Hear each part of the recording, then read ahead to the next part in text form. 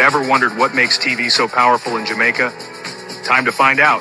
Welcome to Global TV Group 358, where television meets innovation. We're not just about shows, we're about shaping society. In Jamaica, TV keeps you informed, connects diverse voices, and supports democracy. Imagine a Jamaica where broadcasters unite, sharing data and collaborating globally. That's us, a unified voice in the TV industry. Did you know TV advertising is still king? It drives website traffic, boosts brand equity, and powers integrated campaigns. Even in an age of digital, TV stands strong, resilient in tough times. Our global TV deck is your treasure trove of insights and data. With charts, graphs, and success stories, it's your guide to impactful TV advertising. Curious to learn more? Visit our website and see how Global TV Group 358 keeps television at the heart of entertainment in Jamaica. Get ready to binge watch the future.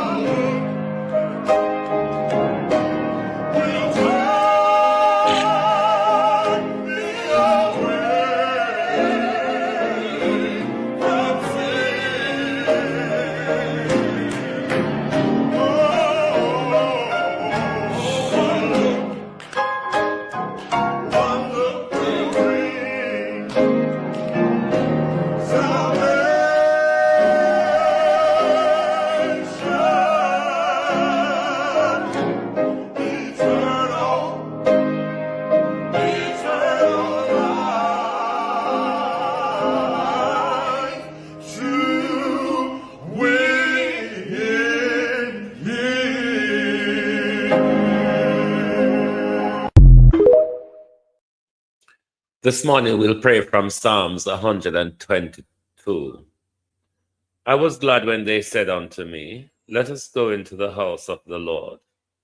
Our feet shall stand within thy gates, O Jerusalem. Jerusalem is built as a city that is compact together. Whether the tribes go up, the tribes of the Lord, unto the testimony of Israel, to give thanks unto the name of the Lord. For there are set thrones of judgment, the thrones of the house of David. Pray for the peace of Jerusalem, that they shall prosper that love thee. Peace be within thy walls, and prosperity within thy palaces.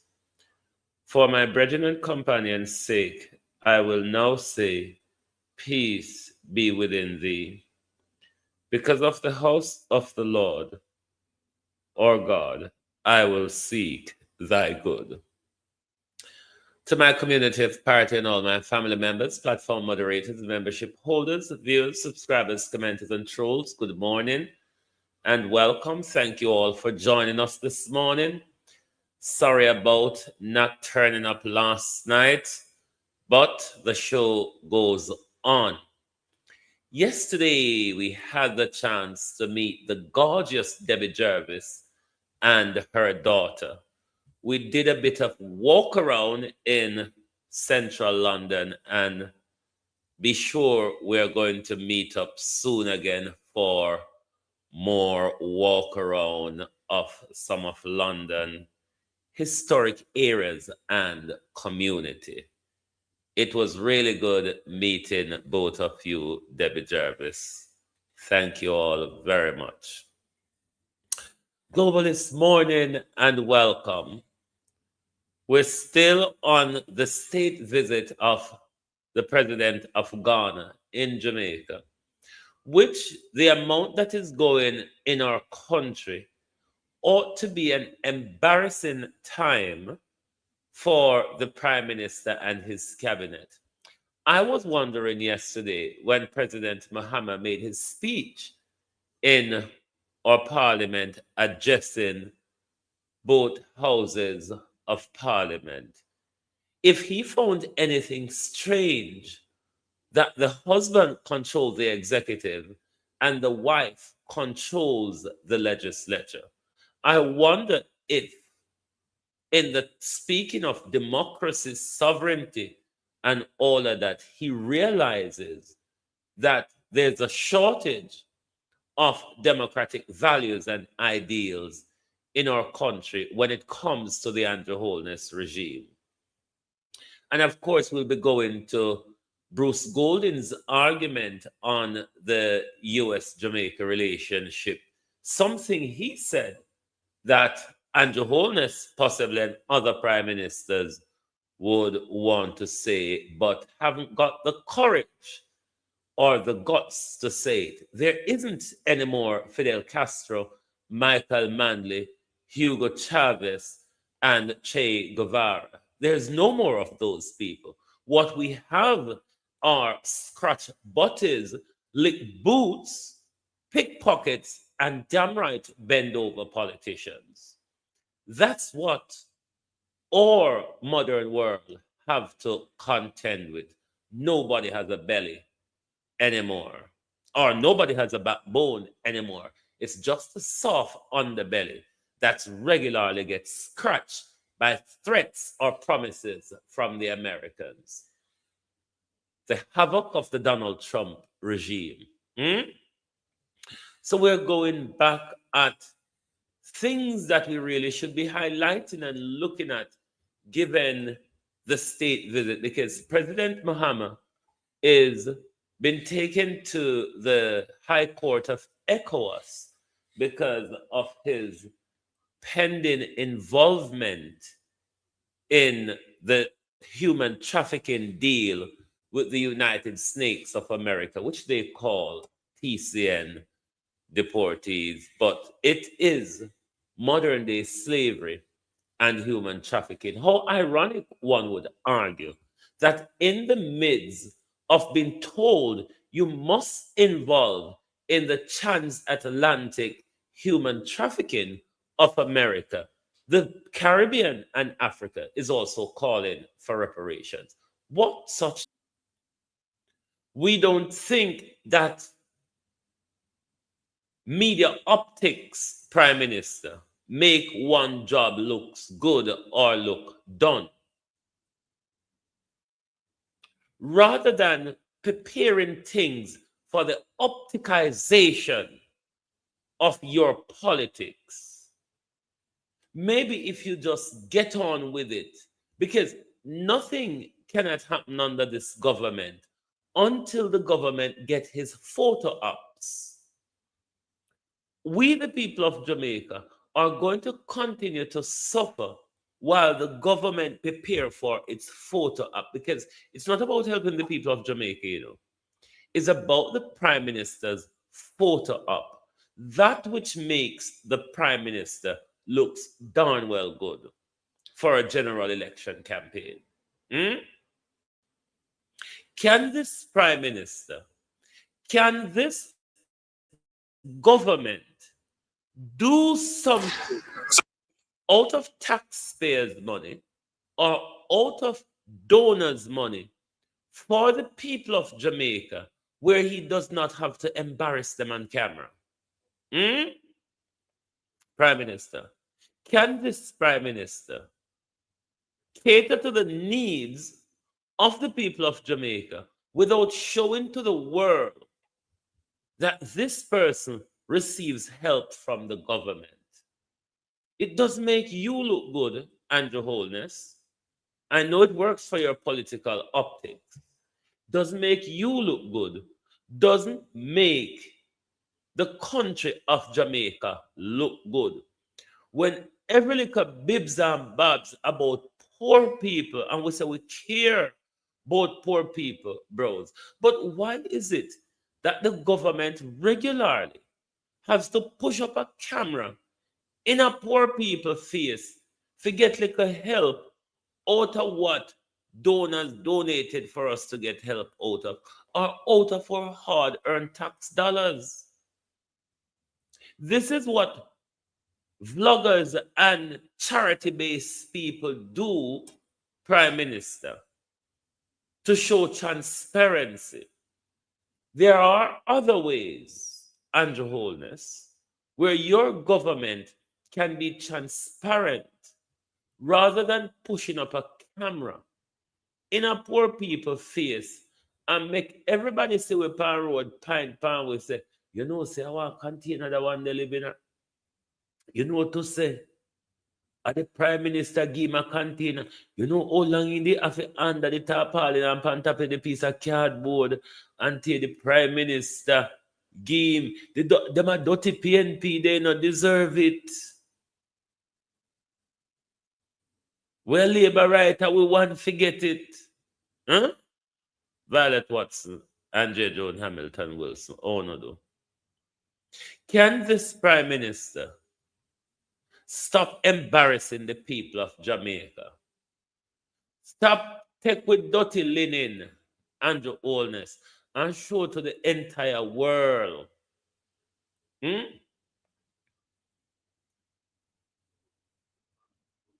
Governments around the world help people, you know, Prime Minister. It's not just an Andrew Holness thing. It's not just a Jamaica thing. Helping the less fortunate is not unique to Jamaica. In fact, one would argue, is that help, is that real help, or help come in delayed? Under the Jamaica government alone assists their population. Andrew Holness don't need for everything in embarrass Jamaicans and put them on camera.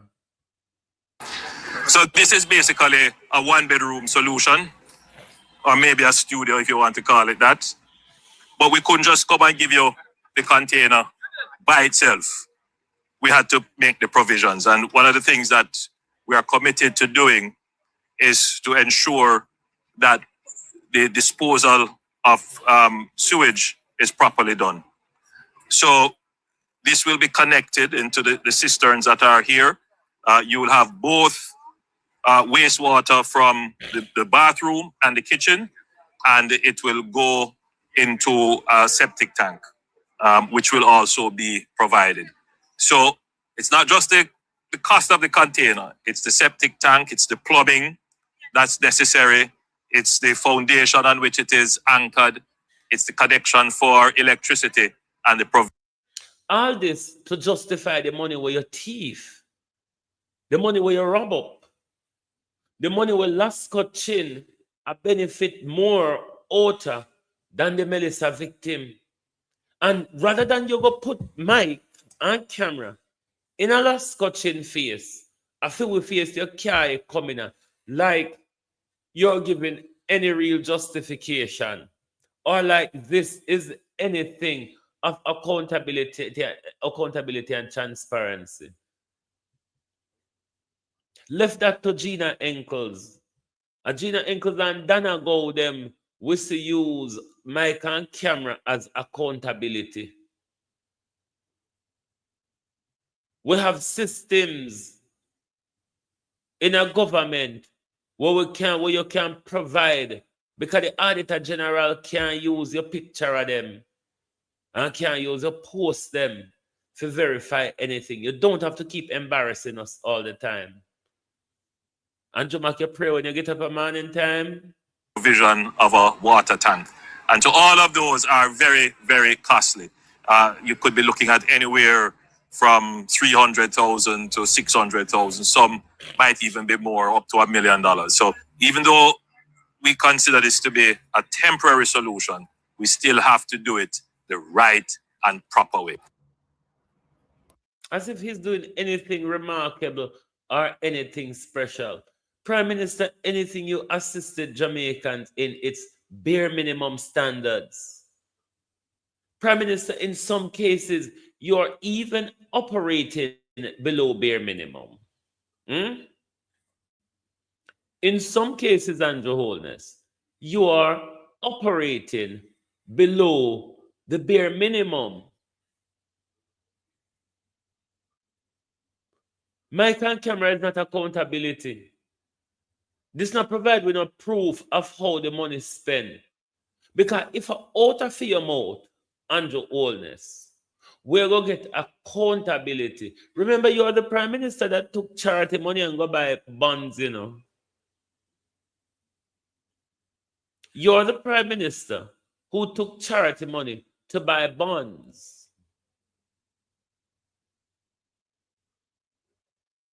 So how could we trust anything that come out of your mouth when it comes to accountability about money has been spent, Andrew Holness? I mean, you who have not had your statutory declaration certified, you who is on the investigation for illicit enrichment, dirty criminally aligned money, Prime Minister, and you think you come on mic and camera and give word amount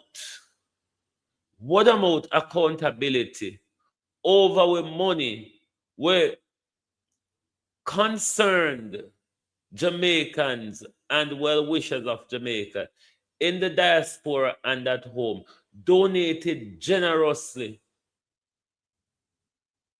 And right now, last scotching benefit more than Melissa victims. And that you fi carry in front of camera. And that you fi carry in front of camera the benefit of Lasco out of support Jamaica fund. When we received donations from overseas, we took a decision quite early that we would not give out the donations in grants. When we received donations from overseas, we took a decision quite early that we would not give out the donations in grants. We would use the donations for tangible things. Things like these. So the installation of this walkway, the building of the platforms, the sewer that is going to go at the back, the rails to make this functional. And are you saying, Prime Minister, over $1 billion in donation? And that's all. Huh? Just few contain the platform bed or whatever. Or few retrofitting for container house. And that will over $1 billion. But then again, if it is that we spend $1.4 billion on 110 old buses, I mean, we'll do any fuckery past that. We, as gone to the Minister of Transport and the government, they bought some old buses from America. Things we were told you could get dollar per one because they're on the scrap heap. But Minister Vaz told us 1.4 billion Jamaica dollars. We don't even get the whole of them yet. We pay for the goods and we don't get it. So Mr. Vaz is in the business of buying puss in a bag because Mr. Vaz told us there were new buses. Maybe they put the puss in a bag and tell Mr. Vaz it was a living puss. By the time Mr. Vaz get home and open the bag, it was a dead puss in the bag. Same thing happened with the old bus them. We were told that it's new bus, but when it turn up and we I see it, when it shake out of the bag, we see so old bus, $1.4 billion. So maybe, like how the government love spend $1.4 billion on fuckery. This is another $1.4 billion that will go like a butt against sundown. And either we get all things or no things at all out of it. Old thief. Prime Minister, you're a crook. When we received donations from overseas, we took a decision quite early that we would not give out the donations in grants. We would use the donations for tangible things. Things like these.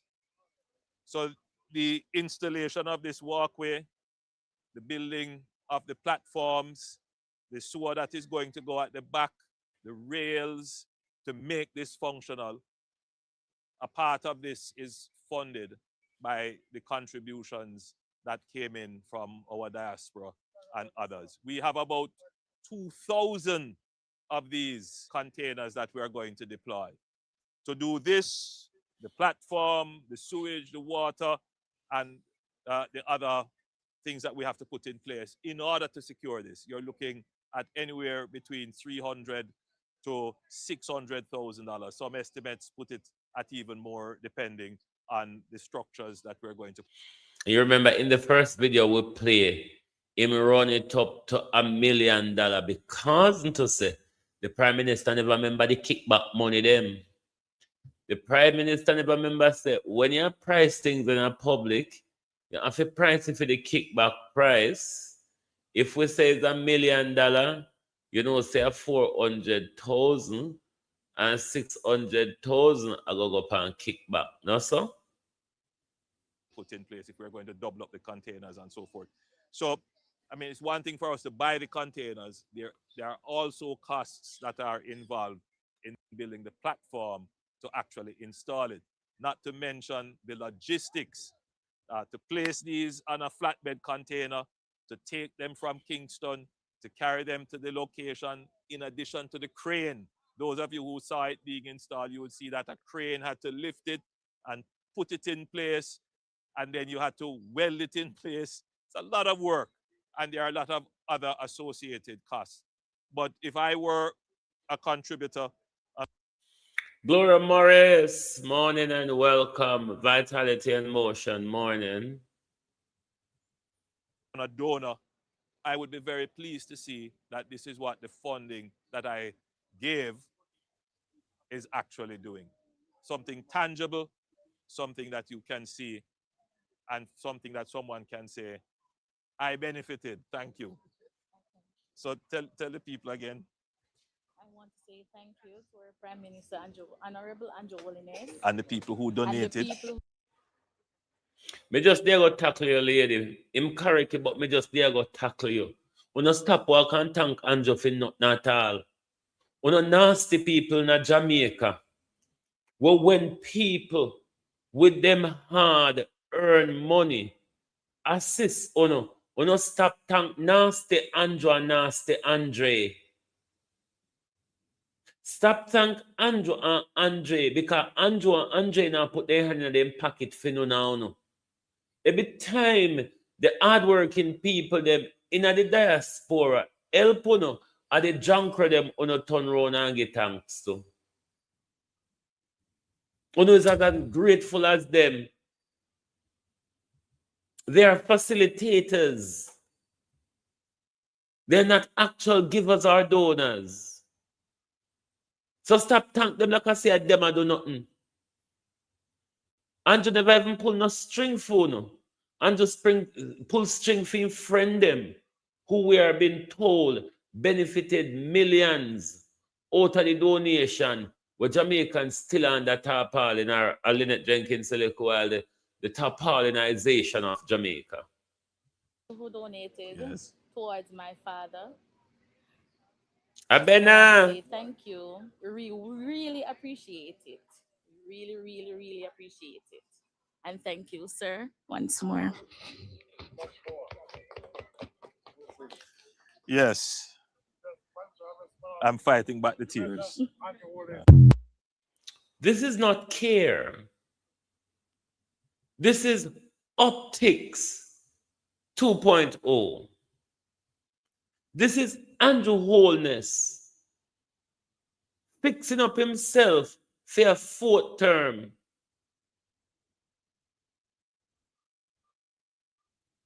This is Andrew Holness seeking his campaign narratives. Andrew Holness must stop. Andrew Holness cannot continue to go up on mic and camera embarrassing Jamaicans for his political gain.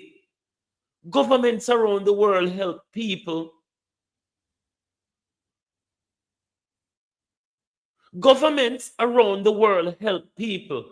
Can you help us to find some videos of other prime ministers in Africa, the Caribbean, or in the middle countries, in the Middle East, the middle economies of this world? Can you find us a video or some videos where a politician is taking the glory out of your hard-working donation money and gift money? Andrew Holness must stop this fuckery. It's becoming irritating. Jamaicans cannot get help if the Prime Minister now gets him camera optics out of it. It is fucking annoying. Me don't know who annoying to. Me don't know who it is annoying to. But I find it very annoying, very low-class Prime Minister, very petty, very common to see a Prime Minister who should find something to do with the waste of time that he had, because you don't have nothing useful to do with your time in Andrew Holness. Because I swear to God, anyhow you didn't have something useful to do with your time, you wouldn't travel a fucking country, the country, just to get a camera optics to hear the word, "Thank you, Prime Minister." I am fed up of the nonsense. And you, the Jamaica people, you, the rice and chicken back, 2-piece and a drinks and coke, and a chips and coke. You, the rum and boom lot. You, the $5,000 lot.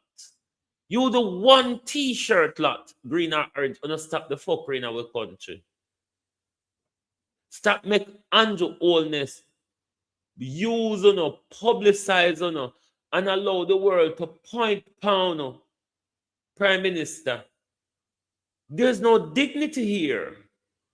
Andrew Holness, when dealing with vulnerable people, when dealing with Jamaicans who met up on hard time, there's no dignity. The whole world have to hear your shoddy story. The whole world have to hear about your poor relief disadvantages. And then Andrew gets the glory to post on his Facebook page, to post on his Instagram page, to put it on for use when election are come again. You can't continue to embarrass the nation like that. Not even if it was out of your pocket, Prime Minister. It don't look good. Leave them something to Danago and Andre Stevens. We walk and beg the people them money and don't know how to show accountability on paper, so they have to show it on camera.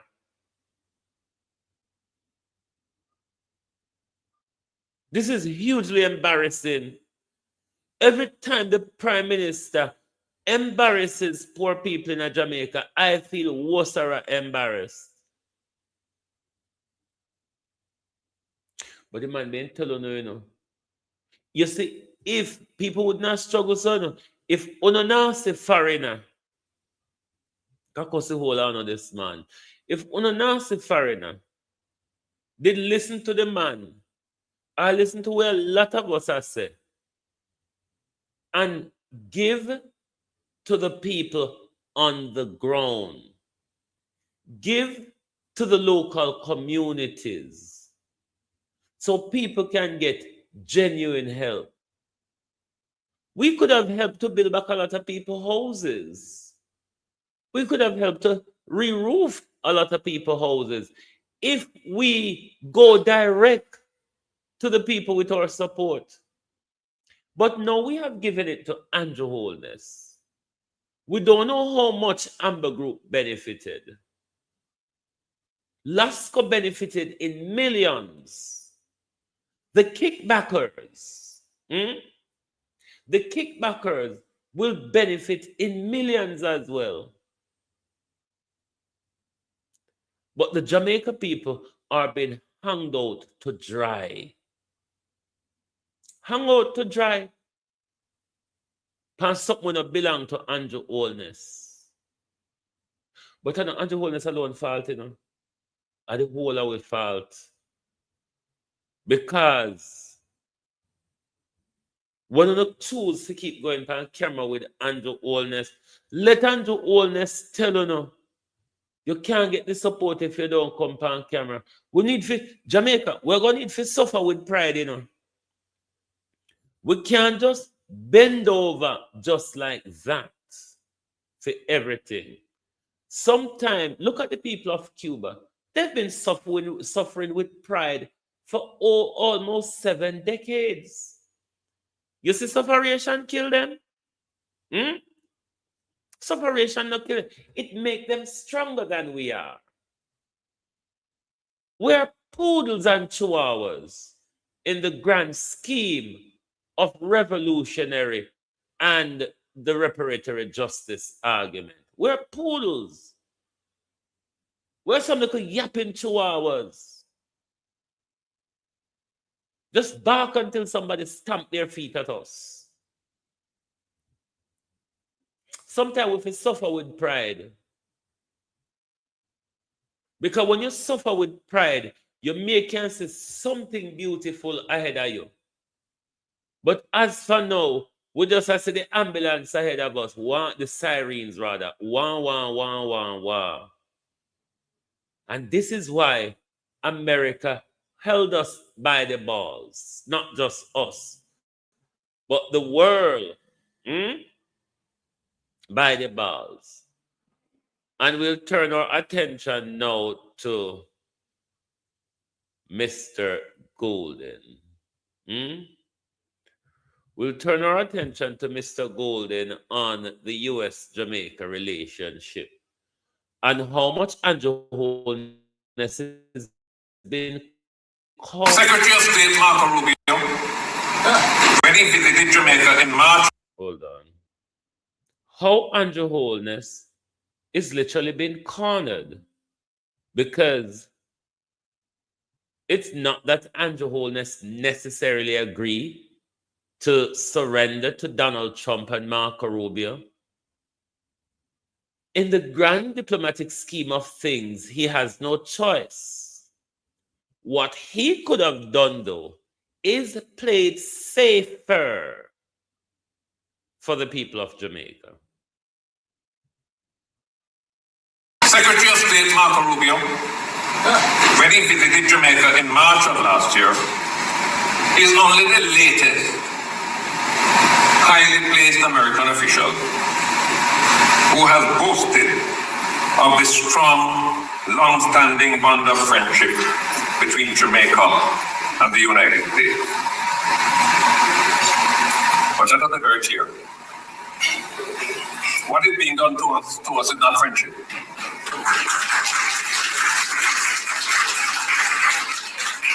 Imposing arbitrary tariffs on us when we are struggling to make our goods competitive in a difficult market is not friendship. Dictating to us who we must do business with is not friendship. Forcing us to accept foreign deportees when we are struggling to look after our own people, that is not friendship.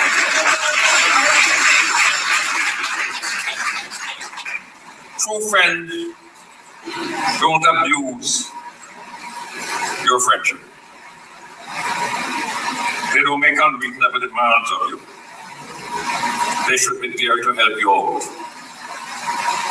Holding a gun to your head and insisting that you must be reasonable and do things their way, that is not friendship. The United States has put us under severe stress. That's not what friends are for. There are many at home and abroad who are outraged at what is taking place, who are incensed at the bullying that is being meted out to us. The United States don't have friends. They have interests. Argument. On. They don't operate based on friendship. They operate based on their own interests. So let's stop going about the place talking about the United States and our friends. They look out for their own interest. And when our leaders meet with them and the others, they must be looking out for our interest. They mustn't be looking friendship. Secretary of State Marco Rubio. Now, we're going to continue on this, but Donald Tapia had an interview with Cliff Hughes, which we will go to shortly. Donald Tapia is saying it's lies and rumors why Darrell Vaz lost his visa in 2019. I wonder if Donald Tapia could tell us what those lies and rumors are. We will be coming to the Tapia's interview, but let's do a further follow-up on the golden argument.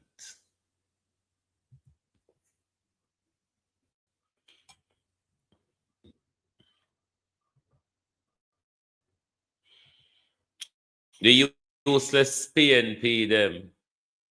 The useless PNP them, we should not do everything to embarrass Andrew Holness government at the moment.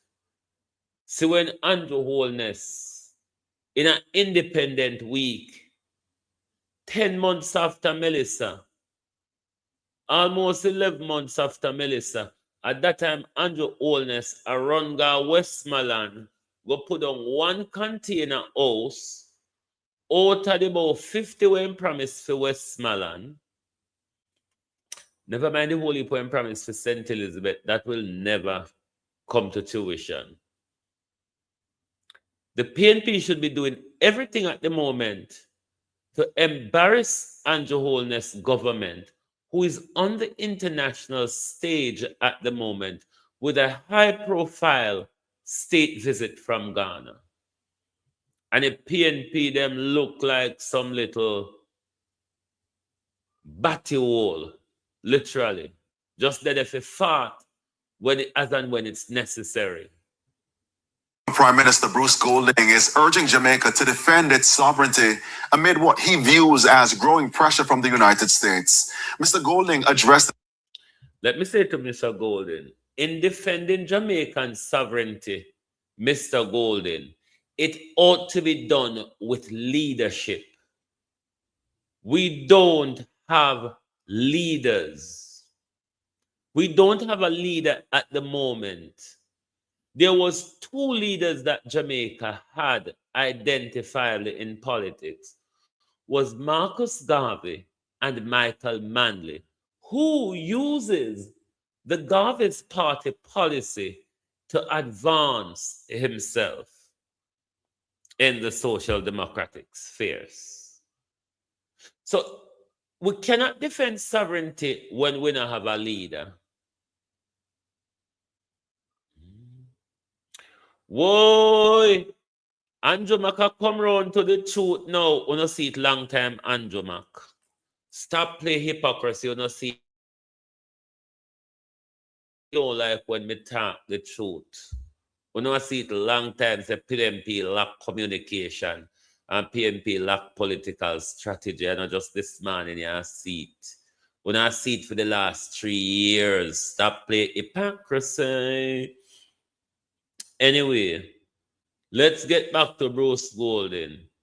If we are to defend our sovereignty, Mr. Golding, strong leadership, honest leadership, leadership with a people-centered and people-focused leadership, not the ambulance leadership.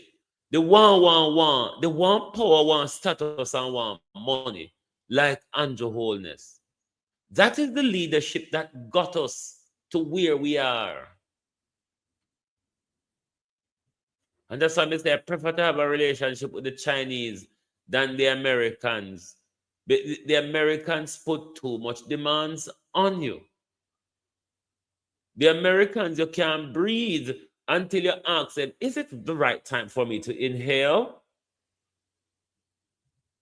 Prime Minister Bruce Golding is urging Jamaica to defend its sovereignty amid what he views as growing pressure from the United States. Mr. Golding addressed the situation as he met with members of the Jamaican diaspora in the USA. Yannick Williams reports. Putting America first should not mean putting Jamaica in jeopardy. Those were the words of former Prime Minister Bruce Golding as he addressed the person who aided and abetted a crime, Andrew Mac, is us to be blamed as the one who commits the crime. The PNP silence, let me put it clearly, the People's National Party's silence aided and abetted the corruption of this government. patrons at Team Jamaica Bickle's Independence Gala 2026 in Philadelphia. Mr. Golding argued that Jamaica is facing growing external pressure from the United States, saying the country is being forced to comply with U.S. foreign policy decisions. He said Jamaica is operating in an increasingly complex global environment. What is being done to us is not friendship. Imposing arbitrary tariffs on us when we are struggling to make our goods competitive in a difficult market is not friendship. Dictating to us who we must do business with is not friendship. Forcing us to accept foreign deportees when we are struggling to look after our own people, that is not friendship.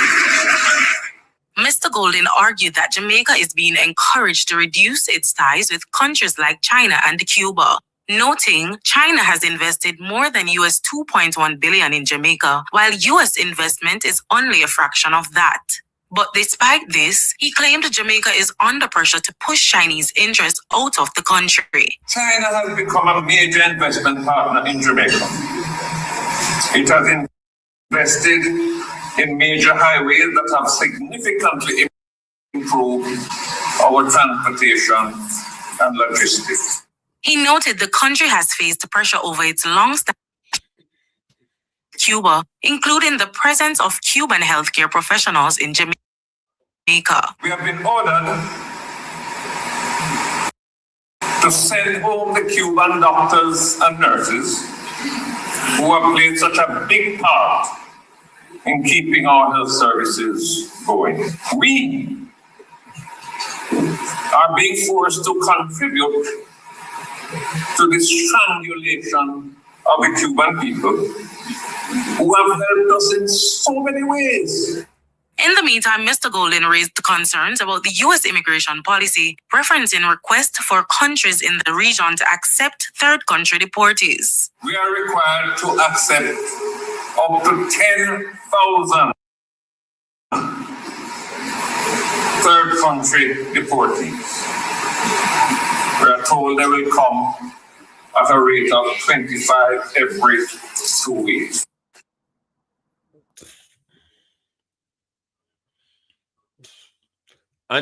Bruce has always been that one when afraid to speak in mind on the international stages. However, my argument has always been, without the situation of Dodos, that with others that befalls Bruce Golden, maybe he would have been, if not the best, a better Jamaica Prime Minister, a better JLP Prime Minister than all the other past and present. But bear in mind, Bruce is speaking as a former Prime Minister.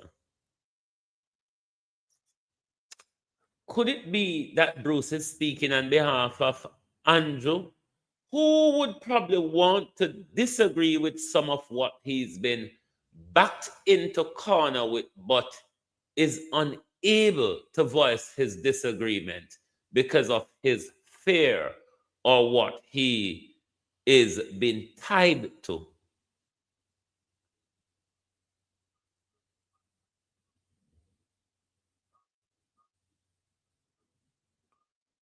But for whatever it is, this whole TCN issue, this whole Donald Trump reassertion of the Monroe Doctrine in the region, Andrew Holness really haven't got the backbone, or as he told us, he's not a Michael Manley. He's not going to ruffle any feathers, Donna Thompson. How you do? He's not a Michael Manley. And he's not going to rustle any feathers. Maybe a Prime Minister Bruce Golden would have negotiated before signing such a deal, even if they have to sign it. These are the reasons why the world must break away from America, because it cannot be partnership when it's on America's direction only. When it is do what America says, when America lends you its money, America dictate policies to you. It's not so with China. And by the way, even though the Americans them are run up their mouth, the Chinese have more money to invest in Jamaica than the Americans. The Americans owe a lot of debt to the Japanese and the Chinese. So all America go on. America is in no position to help us. Not in the way that China can. America, God's great country, has gone backwards when it comes to technology. They have got a depleting economy. Thank God for Donald Trump. who fucked things up.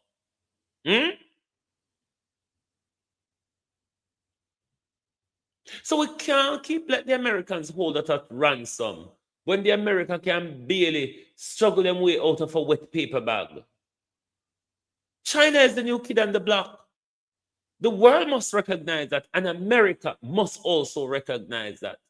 America had its time, mind you. America had the money, mind you. That money, America spent it killing women and children around the world. That money, the United Snakes of A, spend those money in the military-industrial complex, destabilizing economy after economy for 2 centuries now. You cannot destabilize China, mind you. Look at what even Iran, a middle power, America. Look at what a middle power is doing to your economy and your military at the moment. It's time for the world to stick 2 fingers up at America and says, you have lost the race. I mean, sanctions does not work anymore.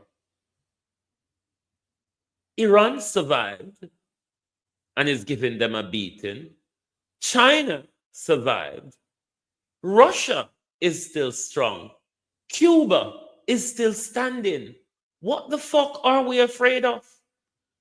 Isn't that enough example to say that there are other partnerships? America no make not now get enough. Nobody now depend on America for not now get other than the noise.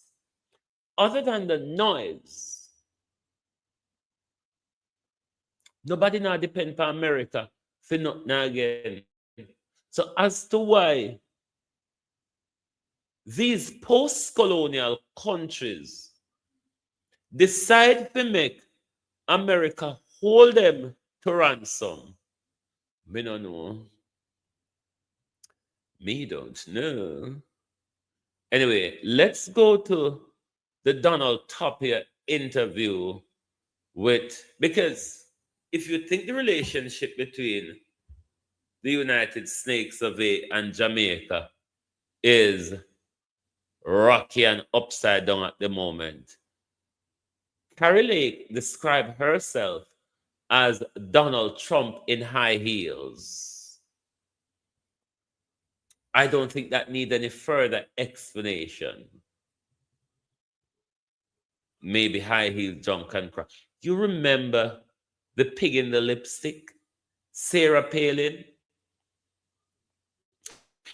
But let me tell you something. The former Prime Minister was insisting on, though, is the diplomacy. Self-front Carrie Lane.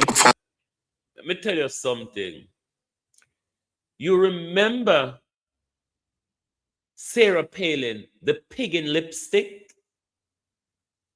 You remember the dye blonde? What's it of that green? Marjorie Taylor Greene? Do you remember them?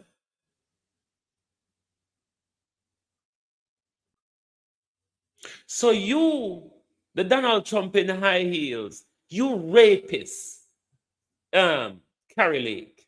Because anybody tell us that them are Donald Trump, they're rapists, they're pedophile, they're liars, and they're thieves. Because that's what Donald Trump is. Isn't it, my dear? Isn't it? Donald Trump is a rapist, a confessed rapist, a confessed sexual assaulter. He told us. The Epstein file showed us that Donald Trump is a rapist. Carrie Lake, the rapist in high heels.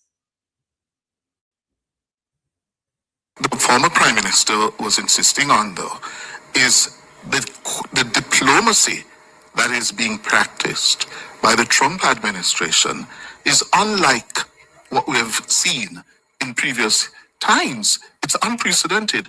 Where, as he said, they're literally, or symbolically, not literally, putting a gun to your head. And if you don't fall in line, you're punished. Yes, you're slapped with tariffs that will make your economy virtually in shambles. I think that is the point. Well, Hugh, I cannot, in some ways, I agree with them from the standpoint of the tariffs that the present administration has put towards many countries, especially our friends, which is Canada and Mexico. I, as an individual and as a person that looks at it from a global standpoint,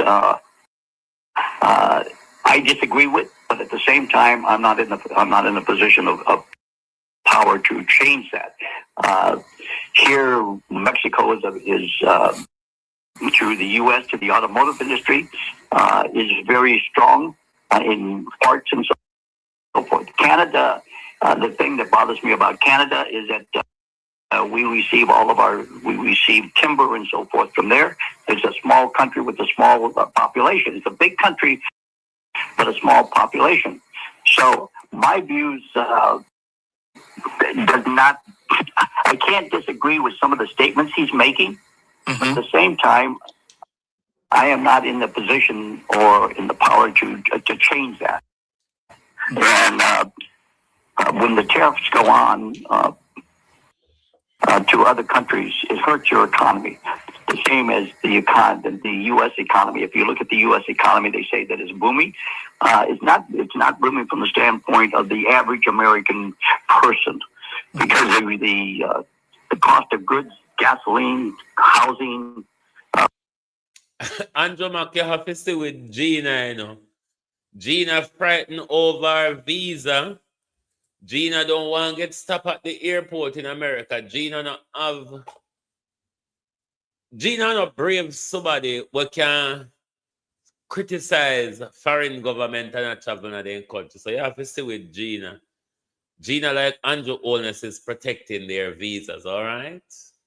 Food has gone up here in the U.S. So I just, when you're in a position where they try to tie you to a party, a Republican or Democratic Party, or the PNP and the JLP, there's going to be disagreements, and people that are here are going to say things and do things that we would disagree with. I disagree with this.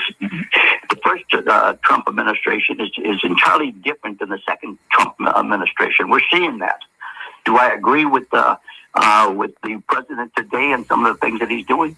No. Mm.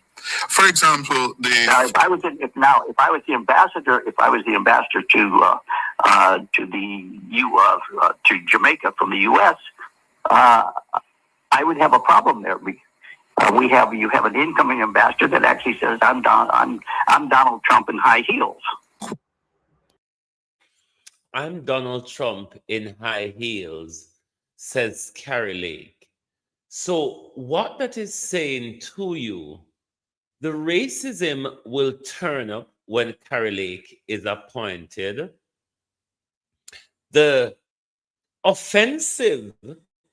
diplomatic offenses against China and Cuba will step up.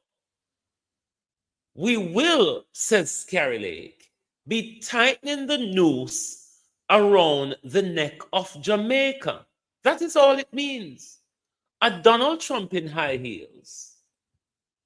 That's the only thing it can mean. We're going to tighten the noose around Jamaica's neck. We are going to show Andrew Holness and the Jamaica people who really is in charge. It is time to stop two finger up at America. We cannot allow America to hold, stop, disrupt, or disturb development in our country. Because America don't have the money to help us. America do not have the technology to help us when it comes to developing the country. China is the new way to go. America itself cannot do without China. Why then America want block we out of the benefits? This big so-called leader of the free world, you're getting so much benefits from China. If Japan and China weren't buying up your debts and your bonds, you'd be fucked by now, like literally just like that. And you're stopping middle countries, middle power countries, and developing countries from benefiting from China's ascension to the world stage. How could you be so bad mind America? But then again, America, Labor, right? The Republican and Labor right are the same thing, though. Republic, Labor right, and conservatives, they're all the same thing.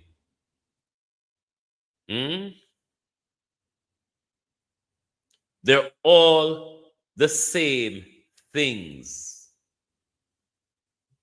No different between them. But then again, those who call themselves the social democrats, like the PNP and the Democrats in America, they are pretty much the same thing, aren't they? At least they're silence. Let's take the other part of Donald Toppy and Cliff Hughes. Used a term that the incoming ambassador, if she makes it, if she is cleared and nominated, you described her as Trump in heels. What do you mean? That's her words. I'm just quoting her words. Oh, she said those words. Yes. And, yes. And that's it. I'm quoting her. And tell us, based on your knowledge, experience in Jamaica, and what we're now seeing from the second Trump administration, what will that mean for Jamaica? Jamrock, you want to see when Andrew Mac over Gina, who have to comment cautious. You see, like over here in no say, over here, so is a democratic forum. So people are allowed to speak their mind here. Though I may respond to them, I will not block them or so on and so forth. So them can speak unfettered over here. Whereas when them over Gina Ankles and other PNP platform, they have to comment to suit the narrative.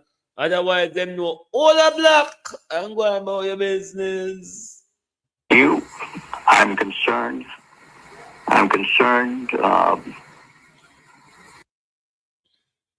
Used a term that the incoming ambassador, if she makes it, if she is cleared and nominated, you described her as Trump in heels. What do you mean? That's her words. I'm just quoting her words. Oh, she said those words. Come on, Andrew. No, so on a toe the line over Gina. The full flow disagreement one can type in my comment. One can't do it over Gina. Sometimes one have to bite on a tongue and tap on a big toe and just listen, because one may want to listen to the plaka and the mix up. And if one say anything, Gina may go black on us. So one take on a time one on around Gina a comment. Whereas here you all have your freedom to speak. Used a term that the incoming ambassador, if she makes it, if she is cleared and nominated, you described her as Trump in heels. What do you mean? That's her words. I'm just quoting her words. Oh, she said those words. Yes.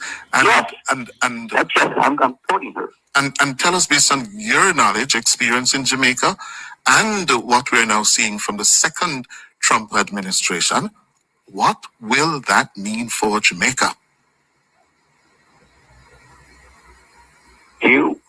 I'm concerned. I'm concerned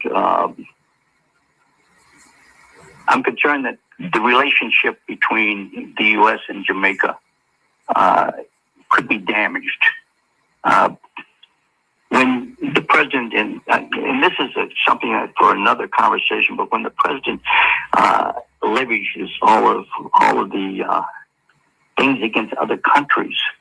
And you haven't even touched on China. But when you look at all the tariffs that he has leveraged against some of our good allies, Germany. Take a look at Germany. Take a look at Canada. Take a look at Mexico. They are key allies to the United States. These are key.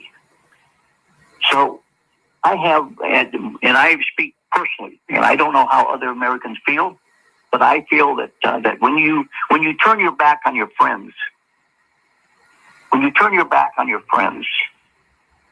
what type of person are you, and how strong are you going to build your administration? And there's problems in his administrations already. So a Carrie Lake in Jamaica is going to damage further our relationship with the U.S. That's what you're saying. I'm saying that that Carrie Lake is.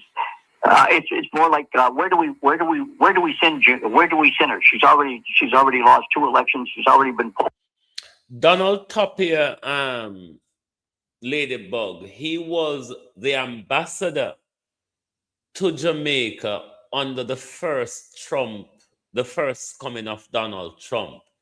He was the ambassador to Jamaica then. He was the one, he was putting down his foot back then with the Jamaica-China relationship. But as they're all political hypocrites, at least. But he was sort of up Donald Trump's ass then. Maybe not as far as those who are a part of Donald Trump's second coming has to go up his ass to have grace. But certainly Donald Topia, former ambassador to Jamaica under the first Trump coming, he was up Donald Trump's ass as well, because one knows that you really doesn't get onto Donald Trump's team unless a part of your head is up Donald Trump.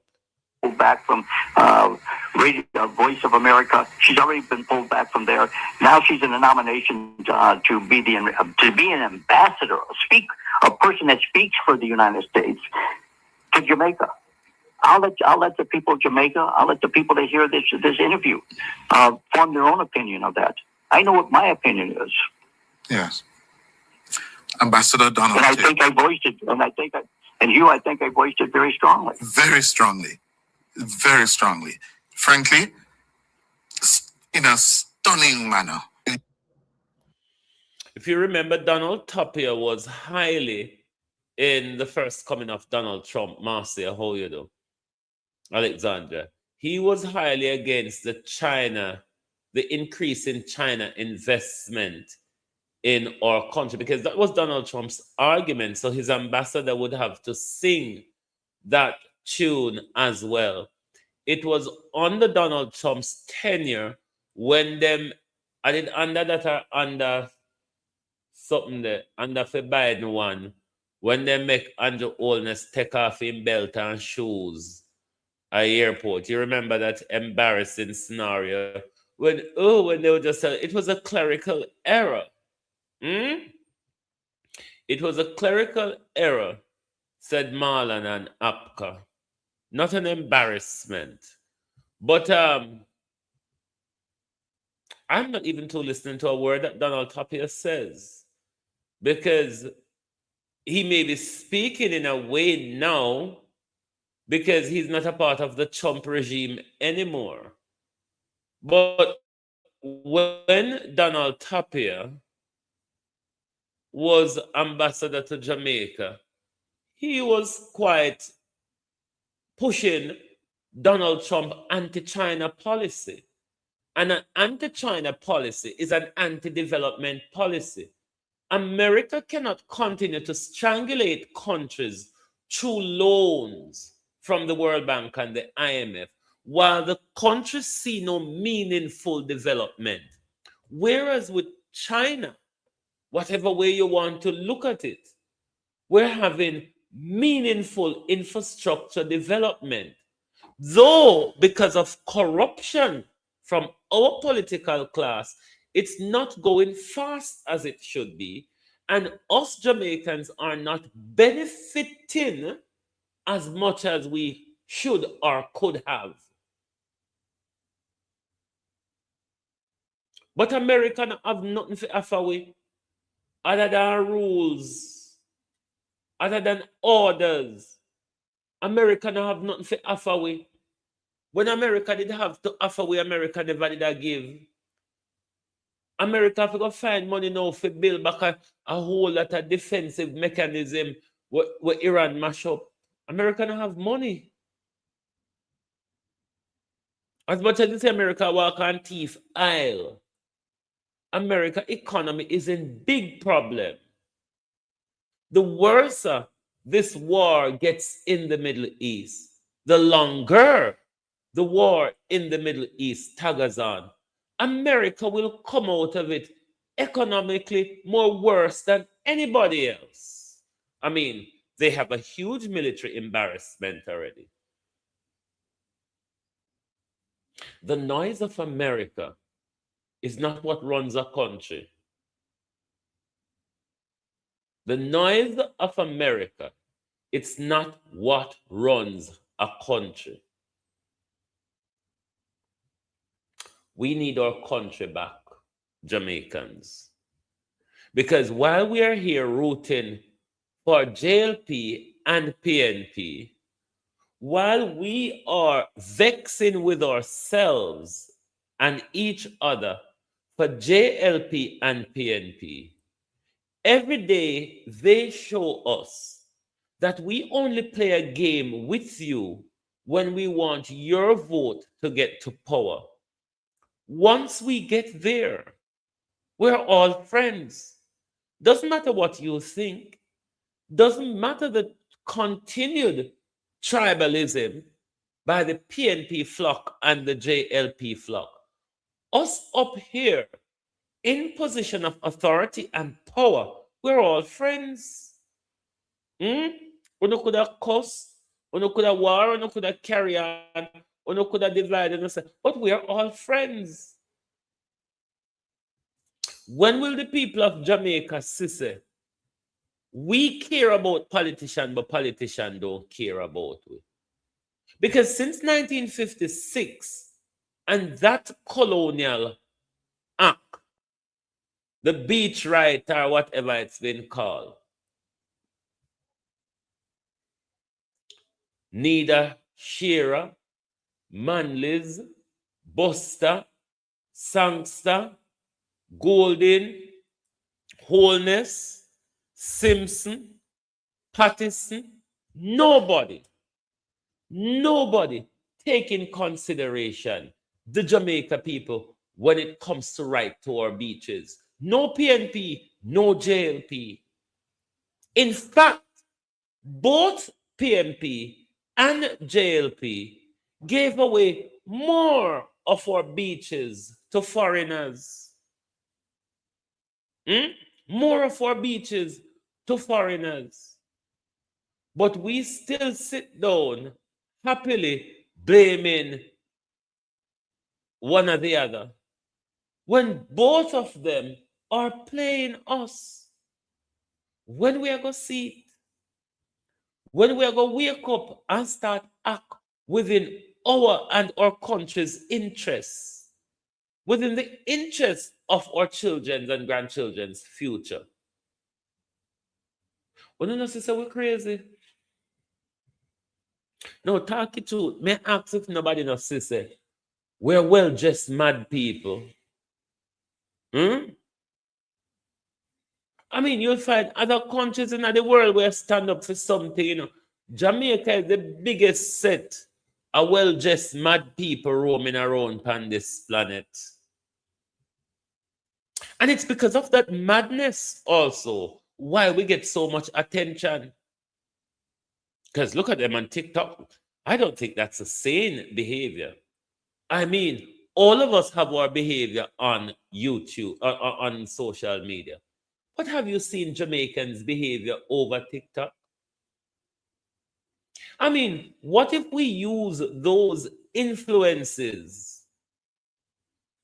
What if we use those influences that we have on social media to advocate for something good.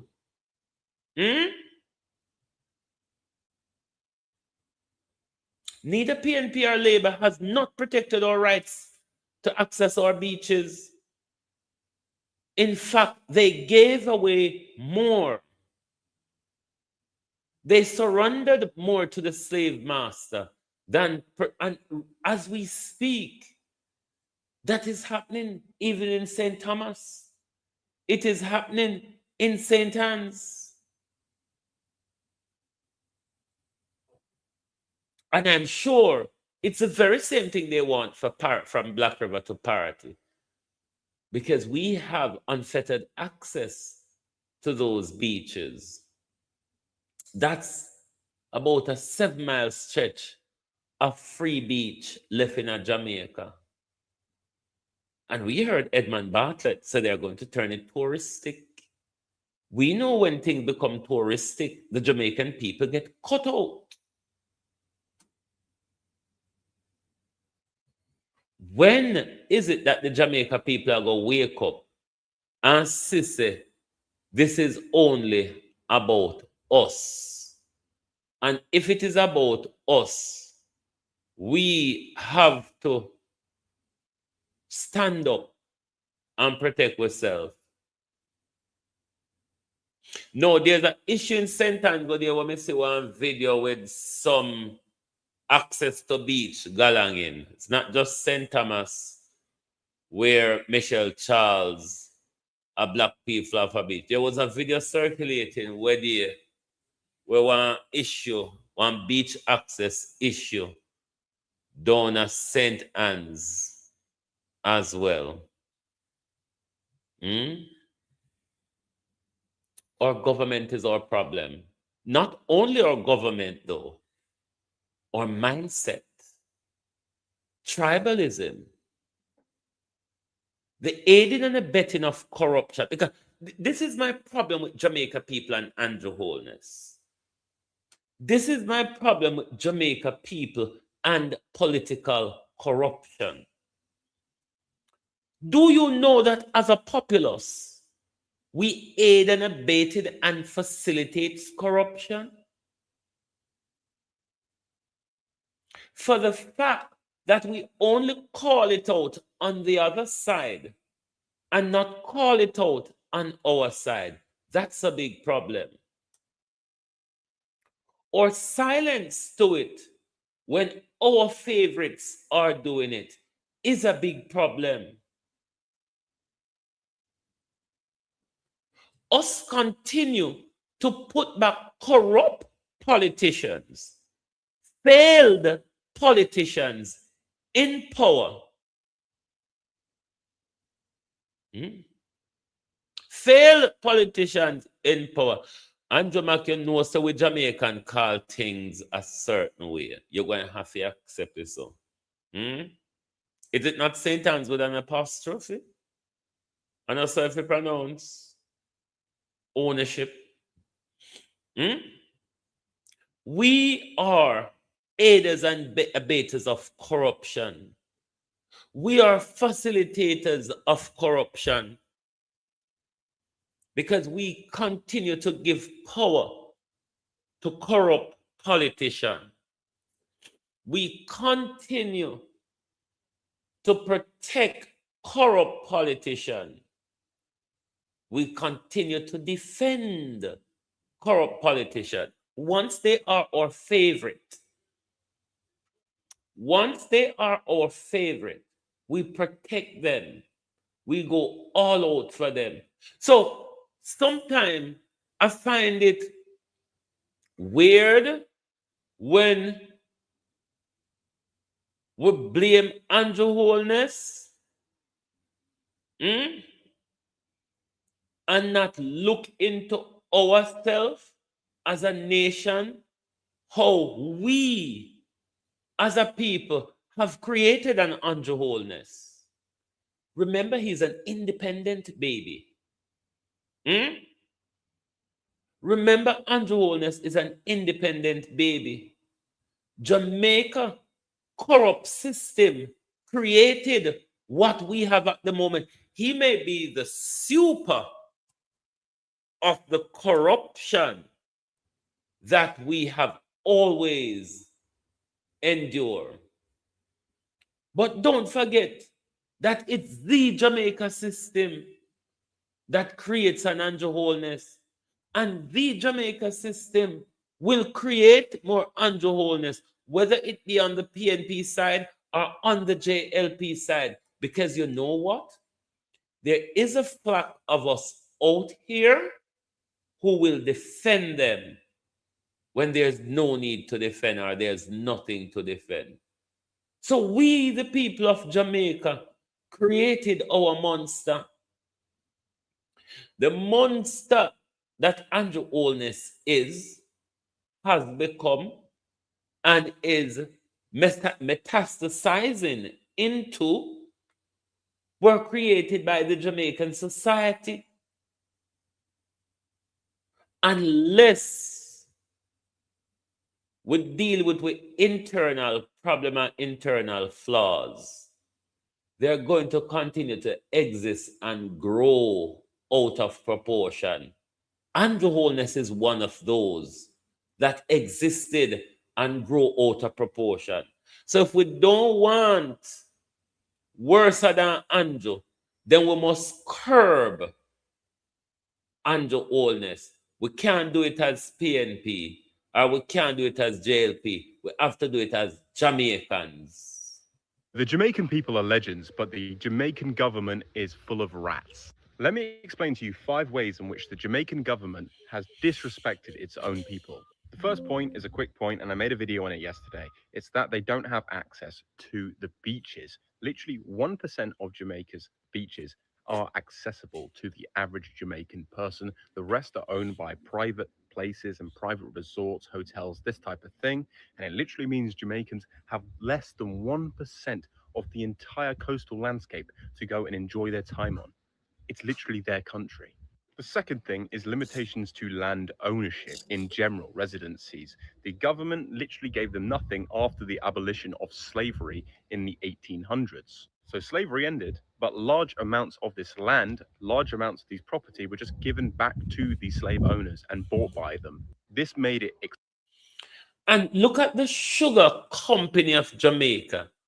All of these lands that Sugar Company of Jamaica is holding, lands that Sugar Company of Jamaica bulldoze people off, lands that Andrew Holness refused to put back Westmoreland people on because they're for Sugar Company of Jamaica, like it's a private company.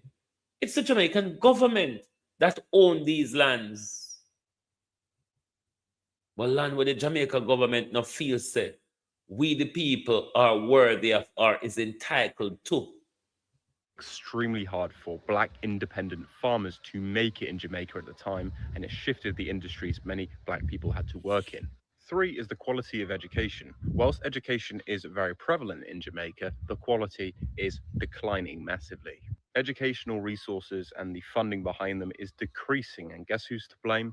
The government, like in most countries. Essentially, the classism is insane, and if you are a certain socio-economic status, you're going to stay that way for the rest of your life in 99.9% of... When a government decides to go back 40, 50 years, 30 years, 20 years, or even 10 years to blame the previous government, you know this government comes without any intention to do anything. And Andrew Holness for the past 10 years have been getting away with every blunder where he has the opportunity to fix. He only goes out blaming other leaders. But you promised us, didn't you? If we chose you, you would fix these things and we would see prosperity. So why then, after 10 years, it's not after 5 years, or after a year, after 10 years, why then should Andrew Holness be blaming another former prime minister? of cases, which is extremely unfortunate and doesn't give young people much hope. The fourth point is the corruption with the police force, one of the most corrupt police forces in the Caribbean, if not the most corrupt police force. Literally a policing system that doesn't have any policies, any real rules. It's about what the police want to do when they want to do it, and they are massively underpaid. And underpaid police officers leads to one thing: corruption and bribery. Certain areas in Kingston, more so than Montego Bay, but still in Montego Bay, can be extremely dangerous. And I actually spoke to an aid worker on the plane to Jamaica who was telling me about some of the monstrosities he has seen in the darker parts of the cities where things can happen at night. And the fifth and final thing is the lack of funding into healthcare. The Jamaican healthcare system isn't the worst in the world. After all, there is a slightly better system than the USA, but how can you get worse than the USA's healthcare system? It's massively underfunded again. And with the Jamaican government, when they get all this money from tourism, you do wonder where that money's going, and it is quite troubling. A terrible police system, a lack of opportunity, a lack of education, a lack of healthcare, a literal lack of access to residencies and beaches and local areas. Come on, guys, this is terrible. The Jamaican people are such legends, and I don't understand how they can maintain this positive, incredible attitude, even to tourists, when the government are disrespecting them and making their lives extremely hard. So I have to say, credit to you, Jamaican people, for being so positive, but your government is massively flawed. Bear with globalists. Black people, the black Jamaican citizens who are the rightful heirs to this land. Us, the descendants of the enslaved, which are being marginalized, and that man has had enough, and kudos to him, and we should take his lead. It's time to rise up. I mean, she presents this economic nonsense of land, where it's just land disposition and people being marginalized and displaced. And she presents it as some transcendental truth. And when you look at this woman's face, Michelle Charles, she revels in the unjust punishment that she and her father are inflicting onto the people of Old Pera in St. Thomas. How to come by so much land, these hundreds of acres of land. You see these people, Colonel Charles and his family that are taking the land from these people, they're like the slave trade intermediaries that history teaches us about. These are the people that felt they were better than the rest of us. They felt that they were more worthy than us and more deserving. So they ultimately feel like they're entitled to more, and they will suffer anybody who they need to continue to gain wealth. However, when I hear wealth gain is, there are black skins in white masks.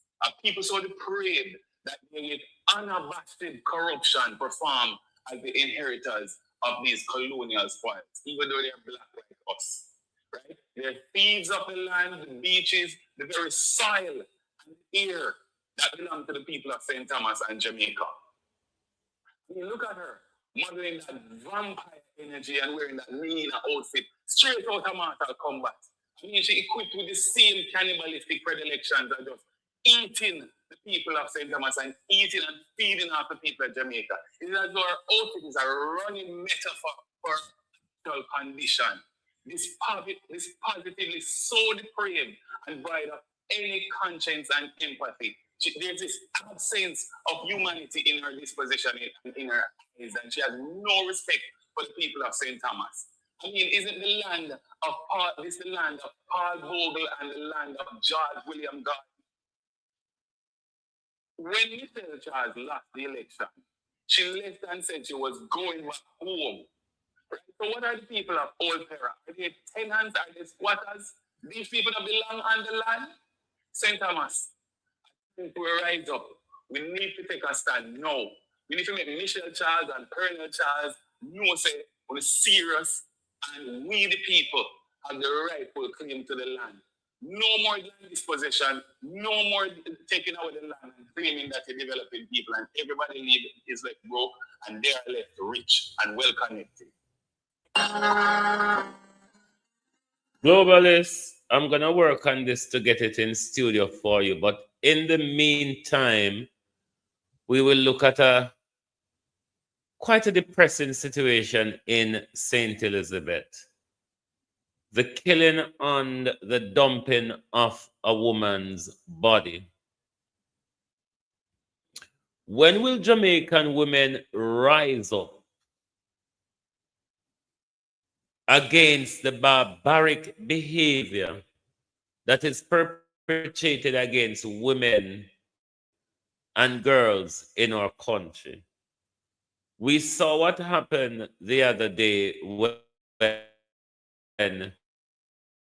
Shani Coke was raped and murdered.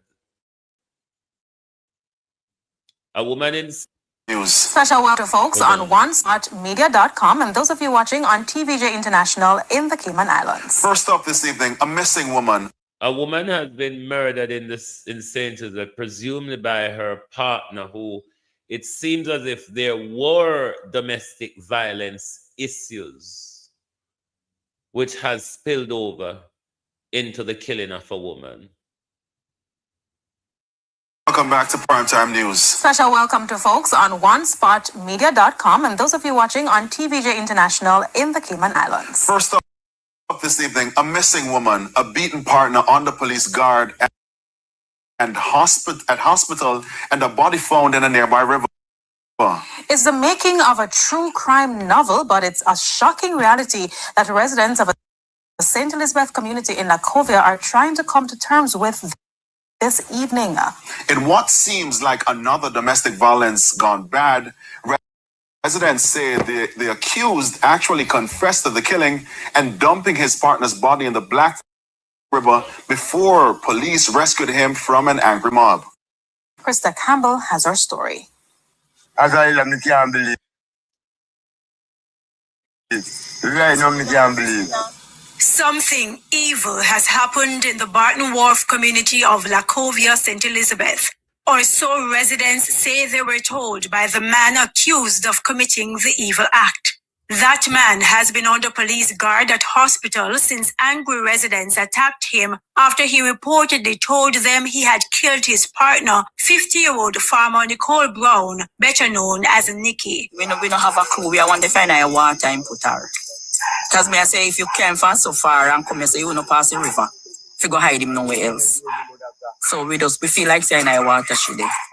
But residents say the accused told them he had killed Nikki and dumped her by the boats in the river near the community.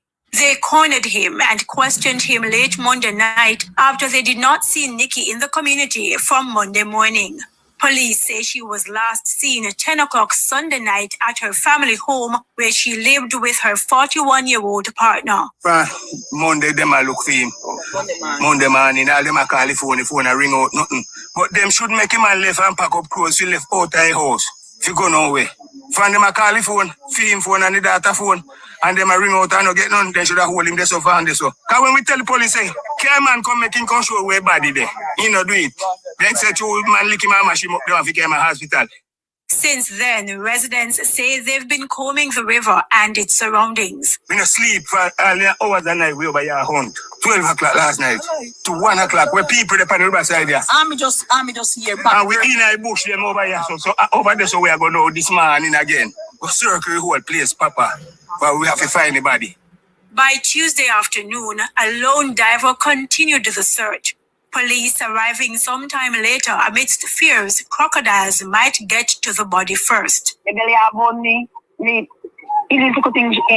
frightened me because we just panic. By late afternoon, the river surrendered her secret. Find the body down on the water and then do that circle. I can't go right to the spot and see me. Diver Kevin Vassell says only the lower half of the body was clothed. A team from the Jamaica Defense Force took control of the operation and retrieved the body. As residents try to come to terms with the tragedy, they insist Nikki was a quiet woman and do not know what could have caused the relationship to end this way. Sunday, we go fishing. And when we up there so fishing, we see him come up there. He all show to me. And when he show to me, he say, I go look 2 fish too.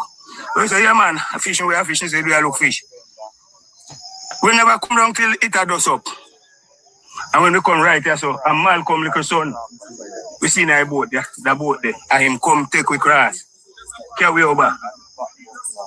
When we come over here, so Dudley said to Female Rasta Virgin say, don't sink the boat. don't sink it peg too far deep.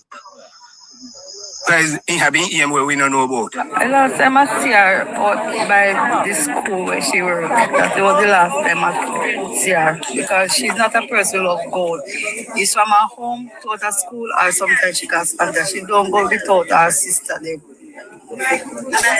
She's not the type of girl go she don't got nobody play. She's a nice cousin to us. And she's a loving cousin.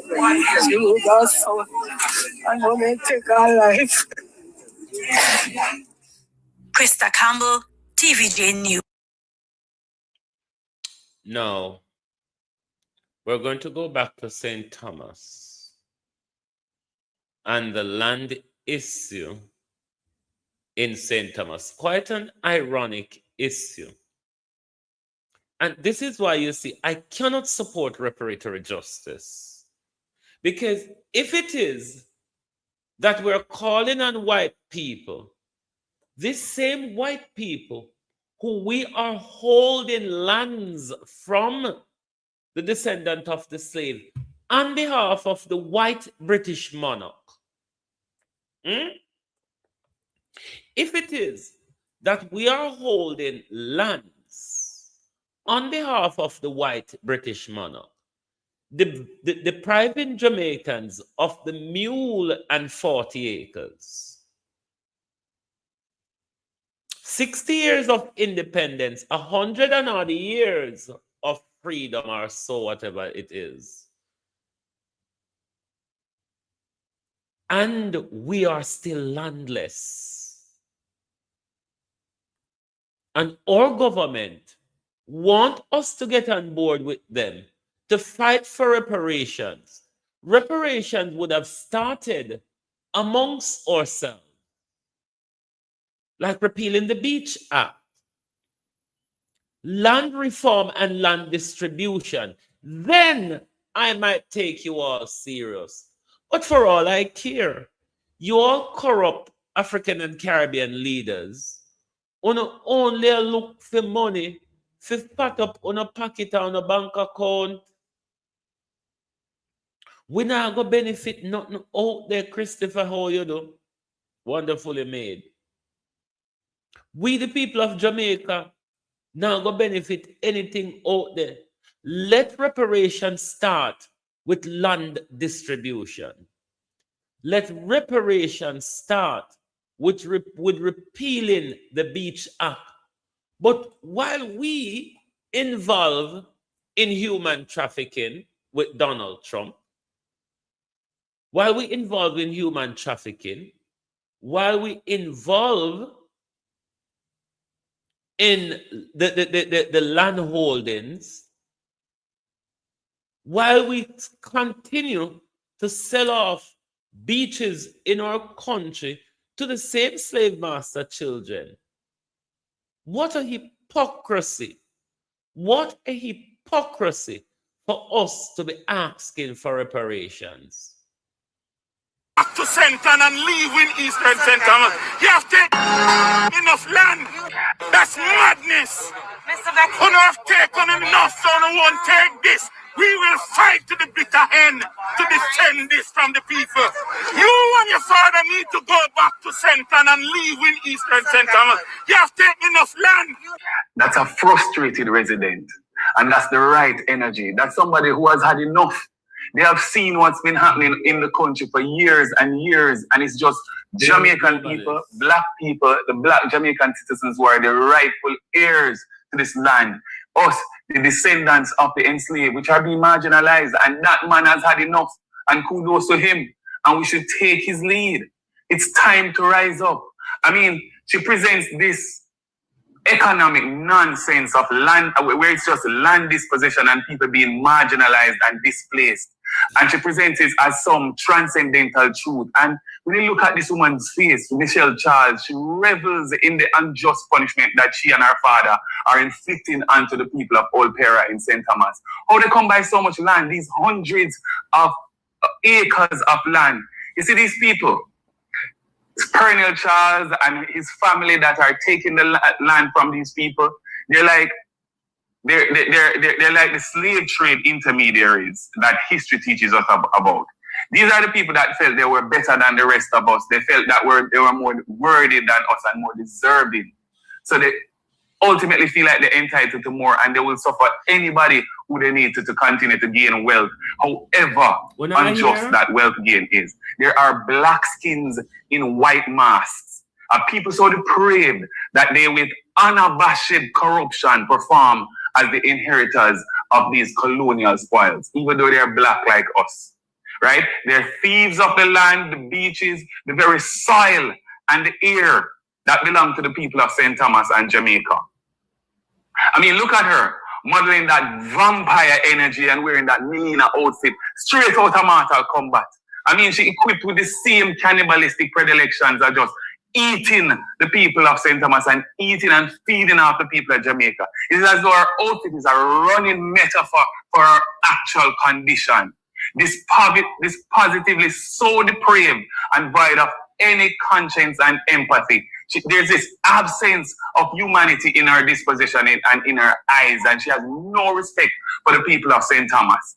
I mean, isn't the land of the land of Paul Bogle and the land of George William Gordon? When Michelle Charles lost the election, she left and said she was going back home. Right? So what are the people of Old Para? Are they tenants? Are they squatters? These people that belong on the land? St. Thomas, a time for a rise up. We need to take a stand now. We need to make Michelle Charles and Pernell Charles know say we're serious and we the people have the rightful claim to the land. No more land dispossession, no more taking away the land and claiming that you're developing people and everybody is left broke and they are left rich and well connected. That's why I may not agree with reparations. This is why reparations. Let us clean house first. Let us start at home. We can repeal the Beach Act. We can distribute these lands owned by Sugar Corporation of Jamaica. All of the lands where you know in your community, where one white man picking here, some ancient white family was raising cows and are just have them wire up, and they're called in a few community, it's called Briam land.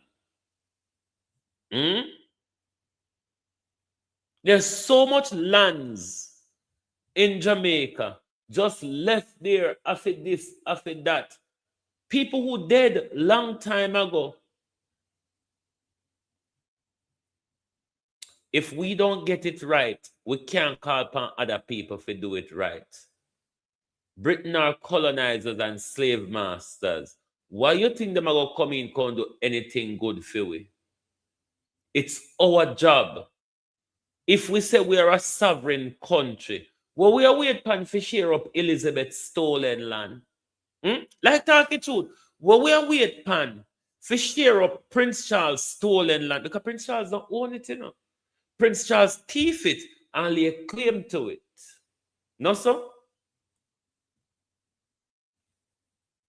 So now that we say we are an independent country, we're a sovereign nation, let us show the world what independence and sovereignty means. Let us have proper land reform. Let's give land to the landless. Let's allow our people to go to the beach so the ocean and the salt can remove the negative energy and the burden from some of us. Because, my God, we are burdened.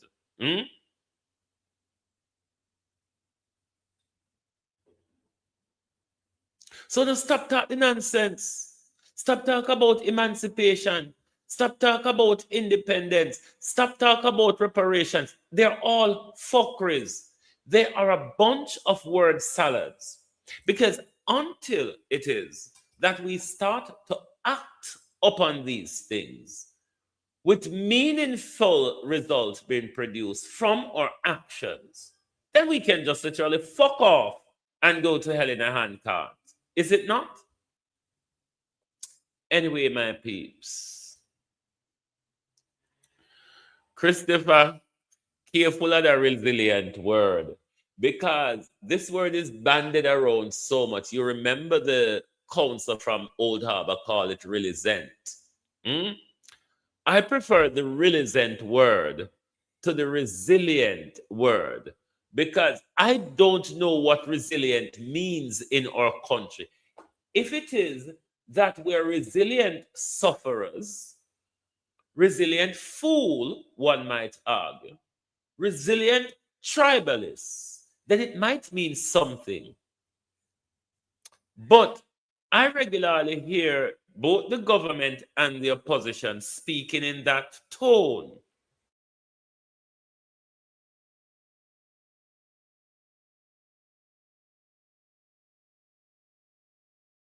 Globalists.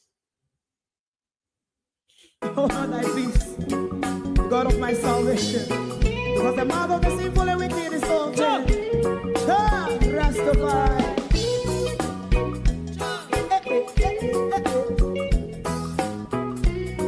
Come with I. Rastaman throw one stone, and it pick a bad feeling to all wicked men. That's a people there. Make a man throw one stone, and it bring a bad feeling to all wicked men. Only when man like Marcus Garvey speak, wicked men would I hear. Hear now hear. Instead of that, they only. Thank you very much for holding on, and welcome back. Now, as I was saying, if it is that we are not prepared to do it for ourselves, one, and prepared to do it at home, it makes no sense us looking towards those who are the initial problem creators to solve the problem. Why do you think Britain or America would want to solve the problem that they create for us? Problems which they benefit out of.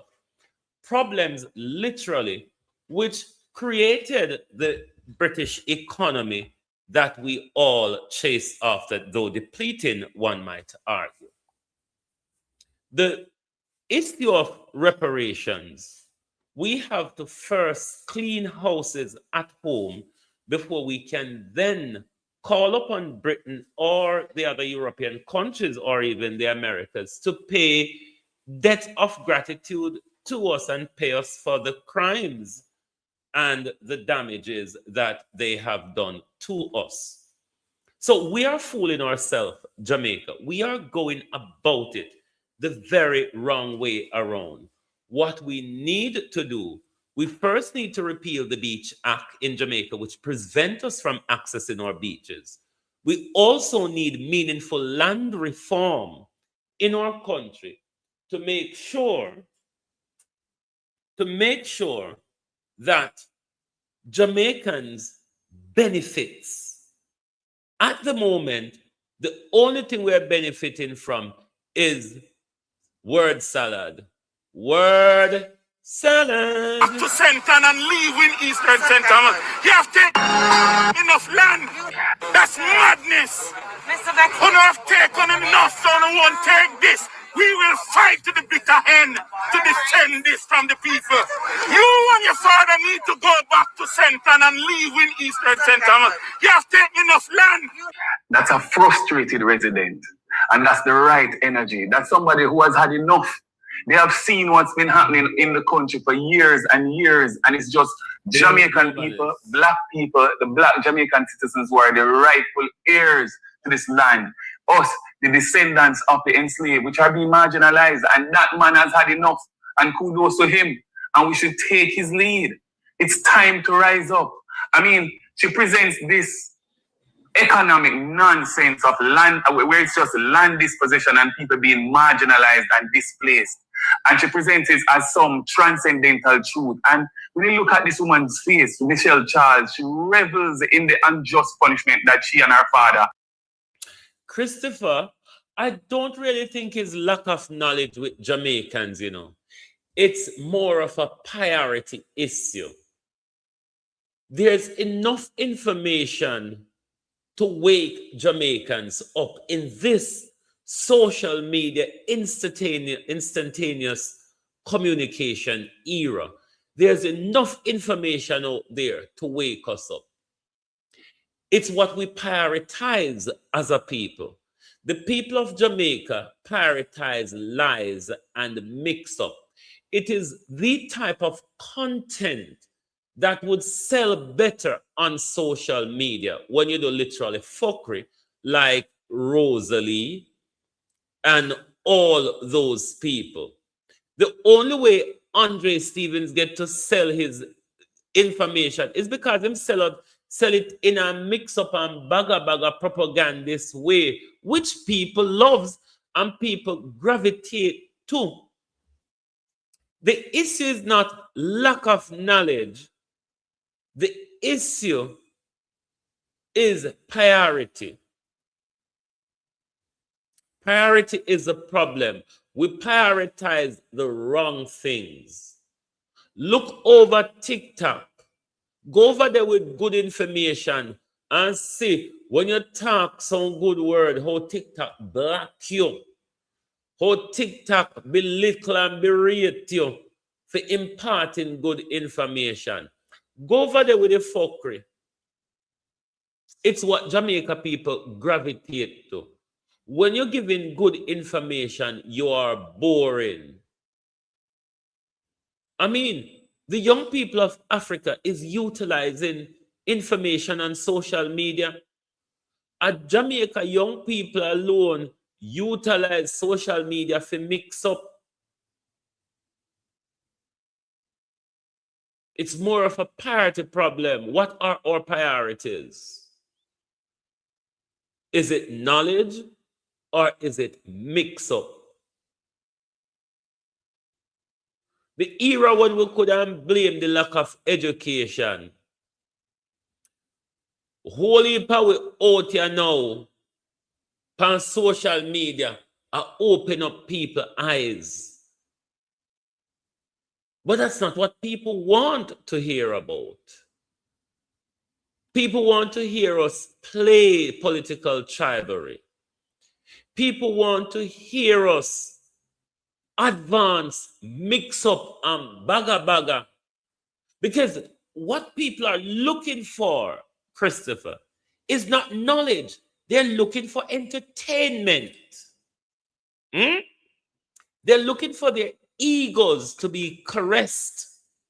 That is the problem. It's not lack of knowledge, not in this era.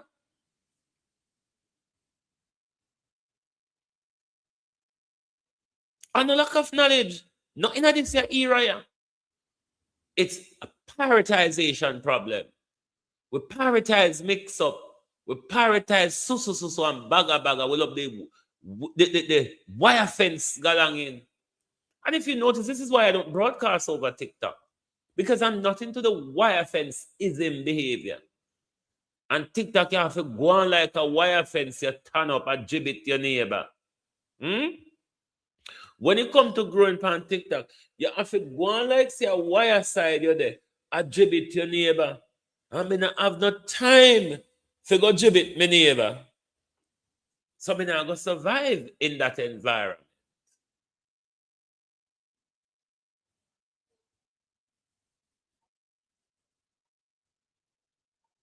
So we have to, this is the time, if we're going to move ahead, my people, Jamaicans, fellow Black people, we have to do self-introspection. We have to do house clearing. We have to do internal work. You know why not no work for Gina Henkels? It's because you're full. Your cup of clean water when a lot of dirt settle in your cup. You got to clean the cup first, mate. Then you apply the clean water. That's the problem with Jamaica have. We continue to throw clean things per mess. Yes, Jamaica people love the bagger. And this is why people like Gina can hold them, because Gina mastered the art of presenting a very good story in a bagger way, just to capture your attention. Because if him tell it in an academic way, you might not want to hear. You might think he's boring. And as the politician, Gina know how to play within a mindset and does. Same thing Andrew Holness does. Andrew Holness is not as dunce as Andrew Holness comes across. Certainly not. If you listen to Andrew Holness when he's speaking to the international audience, it's a different Andrew Holness. As compared to when Andrew Holness speaks to us, me no afraid of nobody. May we go with a toe. Yeah. They master what our mindset gravitate to. You notice when Andrew Holness appeal to us, he gets very bagger. Oh, yes, he does. Because that's the way to get into the mindset. Me no want coming on the mindset.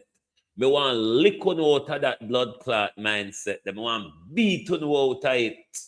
Not coming into it, we don't know. Wake up. Wake up and smell the brewing coffee. Back to Central and leave in Eastern Central. You have taken enough land. That's madness. You have taken enough, so you won't take this. We will fight to the bitter end to defend this from the people. You and your father need to go back to Central and leave in Eastern Central. You have taken enough land. That's a frustrated resident. And that's the right energy. That's somebody who has had enough. They have seen what's been happening in the country for years and years. And it's just Jamaican people, black people, the black Jamaican citizens who are the rightful heirs to this land. Us, the descendants of the enslaved, which are being marginalized. And that man has had enough. And kudos to him. And we should take his lead. It's time to rise up. I mean, she presents this economic nonsense of land, where it's just land dispossession and people being marginalized and displaced. And she presents it as some transcendental truth. And when you look at this woman's face, Michelle Charles, she revels in the unjust punishment that she and her father are inflicting onto the people of Old Pera in St. Thomas. How they come by so much land, these hundreds of acres of land. You see these people, Colonel Charles and his family that are taking the land from these people, they're like the slave trade intermediaries that history teaches us about. These are the people that felt they were better than the rest of us. They felt that they were more worthy than us and more deserving. So they ultimately feel like they're entitled to more, and they will suffer anybody who they need to continue to gain wealth, however unjust that wealth gain is. There are black skins in white masks, people so depraved that they with unabashed corruption perform as the inheritors of these colonial spoils, even though they are black like us, right? They're thieves of the land, the beaches, the very soil and the air that belong to the people of St. Thomas and Jamaica. I mean, look at her, modeling that vampire energy and wearing that Nina outfit straight out of Mortal Kombat. I mean, she equipped with the same cannibalistic predilections as just eating the people of St. Thomas and eating and feeding off the people of Jamaica. It's as though our outfit is a running metaphor for our actual condition. This positively so depraved and void of any conscience and empathy. There's this absence of humanity in her disposition and in her eyes, and she has no respect for the people of St. Thomas. I mean, isn't the land of the land of Paul Bogle and the land of George William Gordon? When Michelle Charles lost the election, she left and said she was going back home. Right? So what are the people of Old Para? Are they tenants? Are they squatters? These people that belong on the land? St. Thomas, a time to rise up. We need to take a stand now. We need to make Michelle Charles and Pernell Charles know say we're serious and we the people have the rightful claim to the land. No more land dispossession, no more taking away the land and claiming that you're developing people and everybody is left broke and they are left rich and well connected.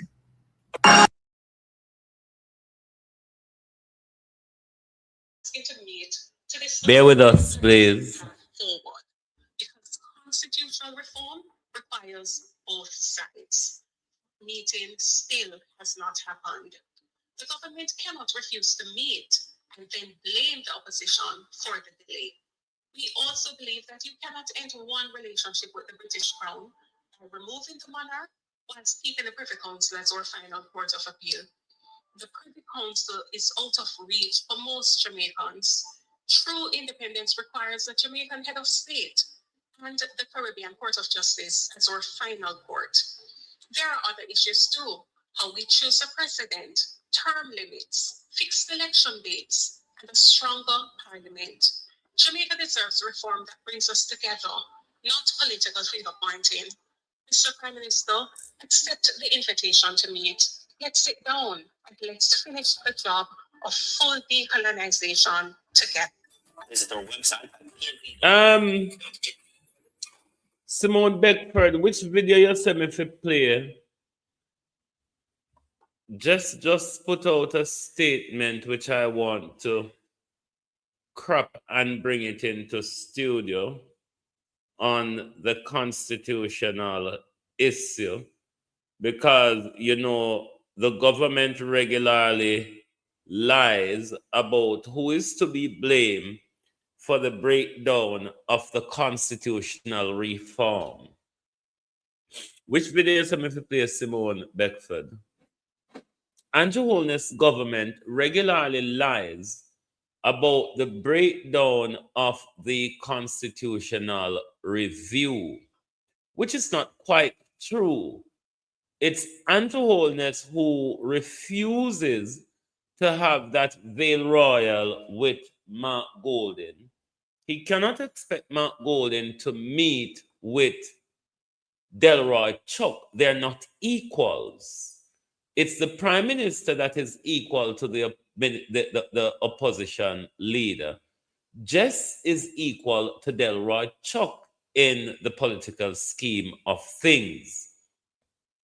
So the prime minister and the government side, the JLP side, is disingenuous, lie or untrue to make it look like the stalling of the constitutional review had anything to do with the PNP. The issue where Mark Golden wanted to be a part of the review, Andrew Holness to take permanent part in the review, like the Maroons, the Rastafarian issue, the Supreme Court, because it was quite a few issues. It wasn't just which is our final court only that Mark Golden held out on. It was Andrew Holness that refused to negotiate with Mark Golden to date on those issues. Isn't it, Prime Minister? But as this government is about propaganda. So let us pull up Jess's video and let you hear what Jess had to say on this matter before we go this morning. Are we out here do so long? Can anybody tell what we're doing out here so long? It's after 2 now in the United Kingdom. And we're here for 2 hours, mind you. Come on, video, come on. What you taking so long to load up? You're not even a long video, so you should just get on with it. So we listen to what Jess has to say on the issue. But the truth be told, Andrew Holness is the problem when it comes to the constitutional review. But as usual, this government lies about everything. This government owns up to nothing. And this government think that they can continue and lie and mix up. Just lie and mix up every day. From the People's National Party Media Unit. This is Salika Jess, opposition spokesperson on justice. I want to address the claim that the opposition is delaying Jamaica's move to become a republic. That is simply not true. Our position has been clear from the start. We support Jamaica becoming a republic, but this generation has a responsibility to finish the full work of decolonization. Opposition leader Mark Golding wrote to Prime Minister Holness asking to meet to discuss a bipartisan path forward because constitutional reform requires both sides. That meeting still has not happened. The government cannot refuse to meet and then blame the opposition for the delay. We also believe that you cannot end one relationship with the British Crown by removing the monarch whilst keeping the Privy Council as our final court of appeal. The Privy Council is out of reach for most Jamaicans. True independence requires a Jamaican head of state and the Caribbean Court of Justice as our final court. There are other issues too, how we choose a president, term limits, fixed election dates, and a stronger parliament. Jamaica deserves reform that brings us together, not political finger-pointing. Mr. Prime Minister, accept the invitation to meet. Let's sit down and let's finish the job of full decolonization together. We're calling on Andrew Holness to have a Vale Royal discussion with Mark Golding and the People's National Party in advancing our constitutional reform. We're calling for that. At least the nation deserves that. Let the talk break down, but let it not be said that you refuse to have it, which you have been doing since last year. Remember, that was what you created the birtherism out of when you started attacking Mark Golding, birth paper, passport, and citizenship. Anyway, my peeps, thank you all for being here this morning. Lovely to have your support as usual. And please make sure you share the live to your family and friends. The one them when I love mix up, because the one them will love mix up now, go listen to it. So, question when we're not invited to this, why the people don't the meeting? Well, Mark Golding and Jess would be representing for us, while Andrew Holness and Delroy Chuck would be representing for Prince Charles. But Mark Golding and Jess will be representing for the people of Jamaica in that sit down should Andrew Holness decide to call it. Anyway, my peeps, thank you very much for being here with us this morning. Lovely to have your support. As always, please do join us back this evening for your People's Point of View program. Thank you very much. No win on us, so it go. The people have to say in the politician to make our rules. You see, if it is you're talking about the Constitution, Christopher, the Constitution you're thinking of, those Constitution comes after a revolution, like the French Revolution, the American Civil War, those type of Constitution where the people have that level of say in. But remember, we don't have a Constitution, even though it's been portrayed as a constitution in the document.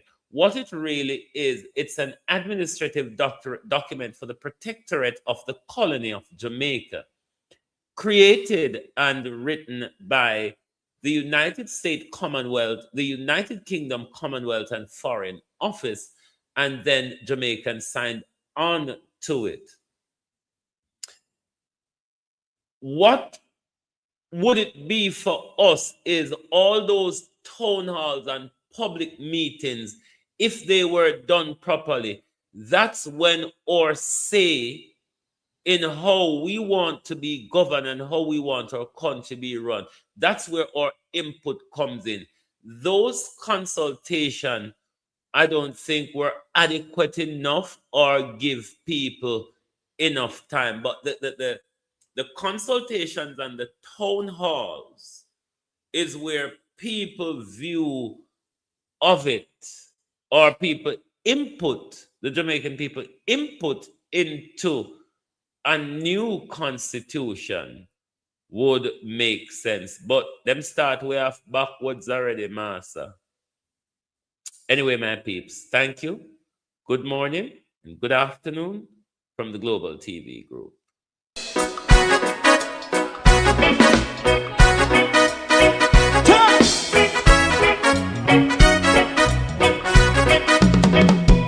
Too long in our little ghetto, run keep going on, let's process.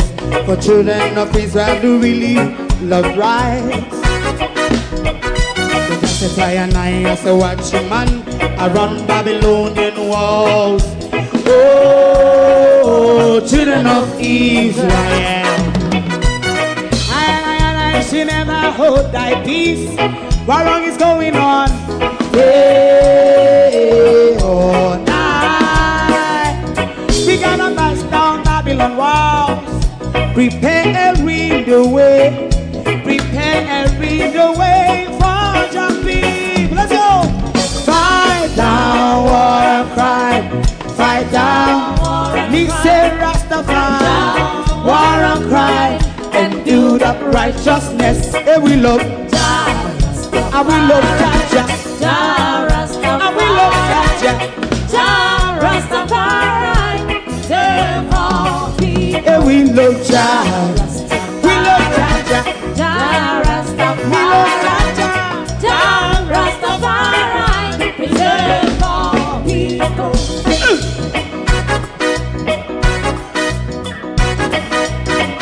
Put time away again. Listen, yeah. Just as I and I say watch a man around Babylonian walls. Oh, children of Israel, I should never hold thy peace while we are penalized. Hey, oh, night. We gonna bust down Babylon gates. Prepare and read the way. Prepare and read the way for Rastafari. Fight down war and crime. Fight down war and crime. Rastafari, war and crime. And build up righteousness. And we love Jah. And we love Jah.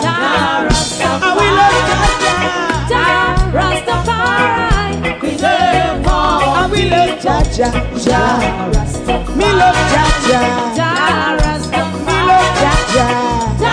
Rastafari. Preserve all. Me love Jaja. Rastafari. Yeah, the next song is going to be the last song for tonight. And then DJ Twink. Oh, thy peace, God of my salvation. Because the mouth of the sinful and wicked is open. Rastafari.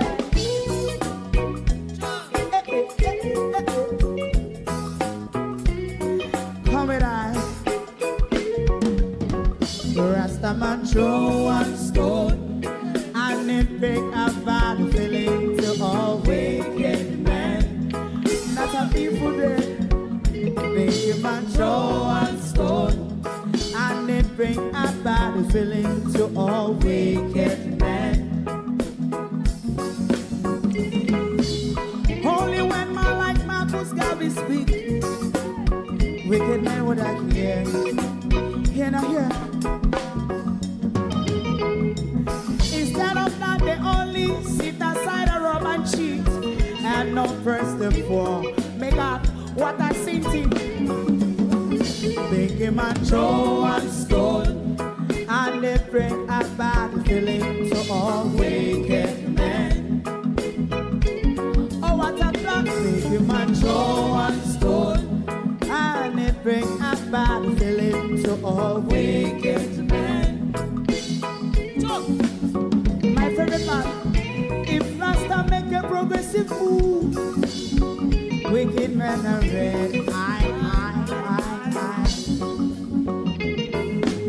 How they want to see the day them can sell out Rasta and sell it out and sell out Babylon. They give man show and stone, and they bring a bad feeling to all wicked men. They give man show and stone, and they bring a bad feeling to all wicked men. I been away, wagwan. If Rasta make a progressive move, wicked men are red. How they want to see the dead and can sell out Rasta and sell out, I sell out Babylon. Just stop on the right. You might go and stone, and they bring a bad feeling to all wicked men. Oh, what a black thing, man, throw and stone, and it bring a bad feeling to all wicked men.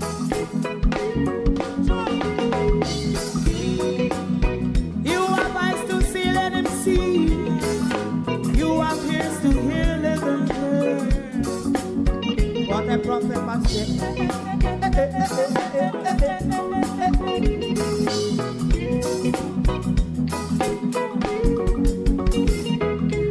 President Mandela was in prison for 20 odd years. And he leave from the prison and take the seat of the president. Stone one. Big him and show and stone. And it bring a bad feeling to all wicked men. Oh, what a black big man show and stone, and it bring a bad feeling to all wicked men. Rasta man show and stone, and it bring a bad feeling to all wicked men.